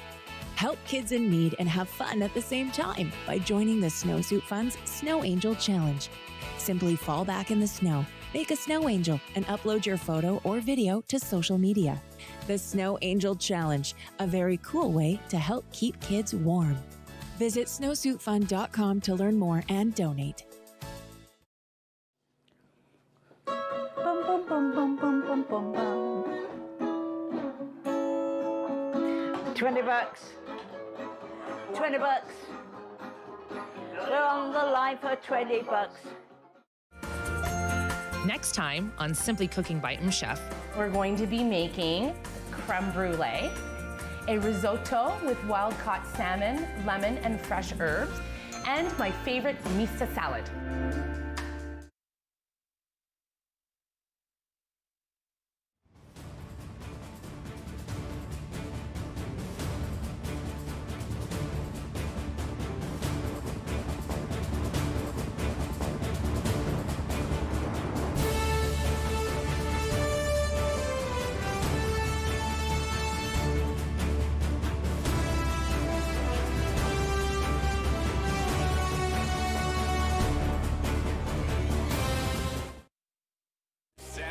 Show continues on City News. 101.1 FM and 1310 AM. Well, thank you for joining us for the business lunch on City News. We talk all things business. I don't know about you, but we needed some good news this week. So we reached out to Joanne Rogers from Kitty Cobbler. Hello, Joanne. Hi, Sam. How are you? Good. Joanne, I can't even imagine what this last few years have been like for you at Kitty Cobbler, because kids still needed to buy shoes and their feet were growing and all that good stuff. What's it been like for you? okay. I have the store in Stittsville, and we've done okay. We survived COVID, which was a blessing in itself. When COVID first hit, it was a little bit challenging trying to get products to customers. But, thank goodness for things like Facebook and Instagram. We did virtual sizing, and I literally delivered everything to every customer in my area. Heavens. And then when things kind of eased off a little bit, we put chairs outside, and I put a table at my front door, and we served people outside. And I've been at that store. I know exactly where you are in Stittsville, and I'm just picturing that right now. I'm picturing you driving all these shoes around. Anyway, that's amazing. We did. I had a whole delivery service little thing going called JoJo Go Delivery. Oh my heavens! So as if you didn't have enough going on. This is my point, right? I'm trying to get to this point of here's a busy business person, and you decided to make yourself a little more busy, but for all the right reasons. Tell us why, Joanne. So I apologize if I get emotional because it's very ripe right now. But my mom passed away in 2020, and really struggled with the grief of her passing away. I was doing some work with Ability Dogs Canada with my own dog, and I just kind of came up with the idea with Sam Cooper to foster, fund, and donate a service dog to somebody local in my area who otherwise was either financially challenged or just couldn't cover the cost of what a service dog is, and they're quite expensive. So this one runs up to $18,000. So on Good Friday in 2021, Sam showed up at my store with a little black lab, and we named the little black lab after my mom, and his name is Hartley. And I started the whole process with getting Hartley, to train him to be a service dog and to service a young person in our area. So we went to training every Tuesday. I took him everywhere. I think we hit up every business in Stittsville. Every Tuesday we went to Bayshore. I mean, the girls at Lululemon knew Hartley. We were there so often. Wow. He's been to Mass in Stittsville. We've been blessed there. We've taken him to Ironman Lake Placid. He's been to Ironman Mount Tremblant. We've just been everywhere with him. So, as the training was kind of going, we needed to kind of choose that family who he was going to be donated to. And I kind of left that up to Sam at Ability Dogs. That's kind of her thing. And we went through applications and we chose a family. And yesterday was that day that we got to meet the family. So, Michelle and Adam, Michelle's and their little boy Griffin, showed up at my store yesterday. And Griffin is an 8-year-old little boy and he has cerebral palsy. And Hartley is going to serve that family. So Hartley's going to help Griffin with his motor skills. So, for example, Griffin will throw a ball to work on arm strength, and Hartley will retrieve it and bring it back. But the biggest thing that he'll do is, as he gets out of his wheelchair, Hartley will brace himself, and he'll use the dog's weight, the dog, to help him in and out of his wheelchair. So just little things like that. Really life-changing for the little boy. The dog will go to school with him. So it was a bittersweet moment. I was nervous because, we've had Hartley. He's been a part of our life, and I certainly have that emotional attachment to him. And I didn't know the people, and when they showed up, and the minute Michelle walked in with him, and we hugged and cried, and I knew right then that this was a match made in heaven. They will love him. They will, they'll have a great life together on his journey. So it's been super exciting. Wow. Yeah. And take me to the minute that Griffin sees Hartley for the first time. Oh, and he's the sweetest little boy. He was excited. He brought Hartley a little stuffy toy, so Hartley was excited about that. He was petting him, and he's excited to take Hartley to school for his teachers to meet him. And yeah, it was for sure a special moment. It was an incredible moment for for them as well as for my family. We, invested a lot of time, love, and then, there's the financial obligation that goes along with it as well. So we are still short on his fundraising money. So I am doing a fundraiser here at my store this weekend. If anybody wants to donate, that would be wonderful. Amazing. Amazing. Yeah, You're amazing, Joanne. It really is an incredible story. And thanks for not only being a business leader, but obviously a community leader. And when they intersect, that's where the sweet spot is. You're 100% right. And Joanne, thank you so much. And I'm hoping everybody visits Kitty Cobbler in Stittsville and helps out with the Hartley fundraiser. Thanks for your time today. Great. Thanks a lot, Sam. Have a great day. Thank you. What a wonderful story out of Stittsville today. We wanted to bring a little bit of breaking news for you. We've been talking and tracking this police operation by OPP in Lanark. We've received an update that residents in the area of 9th line of Beckwith Township near the Beckwith Recreation Center no longer need to shelter in place. We know about half an hour ago or so, we were told to shelter in place. That has changed now. So OPP is advising people in that area they no longer need to shelter in place. Investigators believe the individual has left the area. The search continues and will include the Sharbet Lake area. So this is information from the OPP. You read between the lines, they're asking you to keep your eyes open, do not approach anybody, all of that great advice from OPP. If you see something suspicious, though, they are hoping that you reach out to them at 911. So we are following this story very, very closely. We will bring you any updates as we have them here on City News. We're going to continue our business lunch today, and we wanted to spend some time today with Sharifa Labarg. How are you, Sharifa? I'm doing well. How are you, Sam? Good. I wanted to talk a little bit about your business. Tell us about your business. So I make garments for special occasions such as prom, weddings, birthday parties, or for just anyone that wants to look super great. And most of my work is custom. So I focus on making sure that everything fits perfectly for every single type of body. Okay, I'm thinking, how have I not met you? Because I host a lot of events and it's always a bit stressful to try and find that gown that I need to wear. So I should be hanging out with you, right? Yes, definitely. We have to. I'll make sure that you look flawless and amazing. Oh, that's so amazing. I really do appreciate anybody that has this kind of talent. And it's Black History Month, and this is a Black-owned, Black-led garment shop. How important is it for you to sort of also celebrate Black History Month? Well, to me, it's very important, and every year I try to create a piece that kind of represents what Black History Month is for me. I'm still working on that piece this month, and I think it's also great just for representation, like just having me on the radio for other little girls to know that they can own their own businesses one day, or little boys, and it doesn't matter what your skin color is. If you have a goal and a dream, you can just go for it. Beautifully said. And when we visit your website, what are we going to find there, Sharifa? So you can find a little bit of my portfolio, not all of it.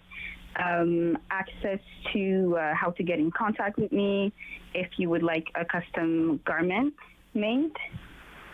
That's amazing. And also, I also do alterations. And how long do you, if there was a gala happening in July, when would I need to reach out to you? Typically a month and a half before. That's not too bad. But when it comes to bridal, then I would need 3 months or more. Okay. How many brides do you have come and visit? Ooh, well, it really depends on the month and the season, so it's very exciting. Well, that's amazing. I wish you all the best. When you think about, the dream of starting this, could you ever imagine you'd be where you are today? Actually, no. I just always knew that I liked anything that had to do with creating.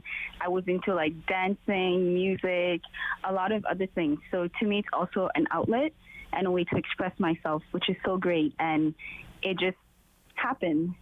because I believed and dreamed and just persevered, and anyone can do it. And you can celebrate life's big moments with Laprade Designs and with Sharifa. Thank you so much for your time today. Thank you. I look forward to meeting you and dressing you. Oh, I can't wait. I'm thinking, which gala should I reach out to you? I'll find one and we'll make it happen, Sharifa. Thank you so much.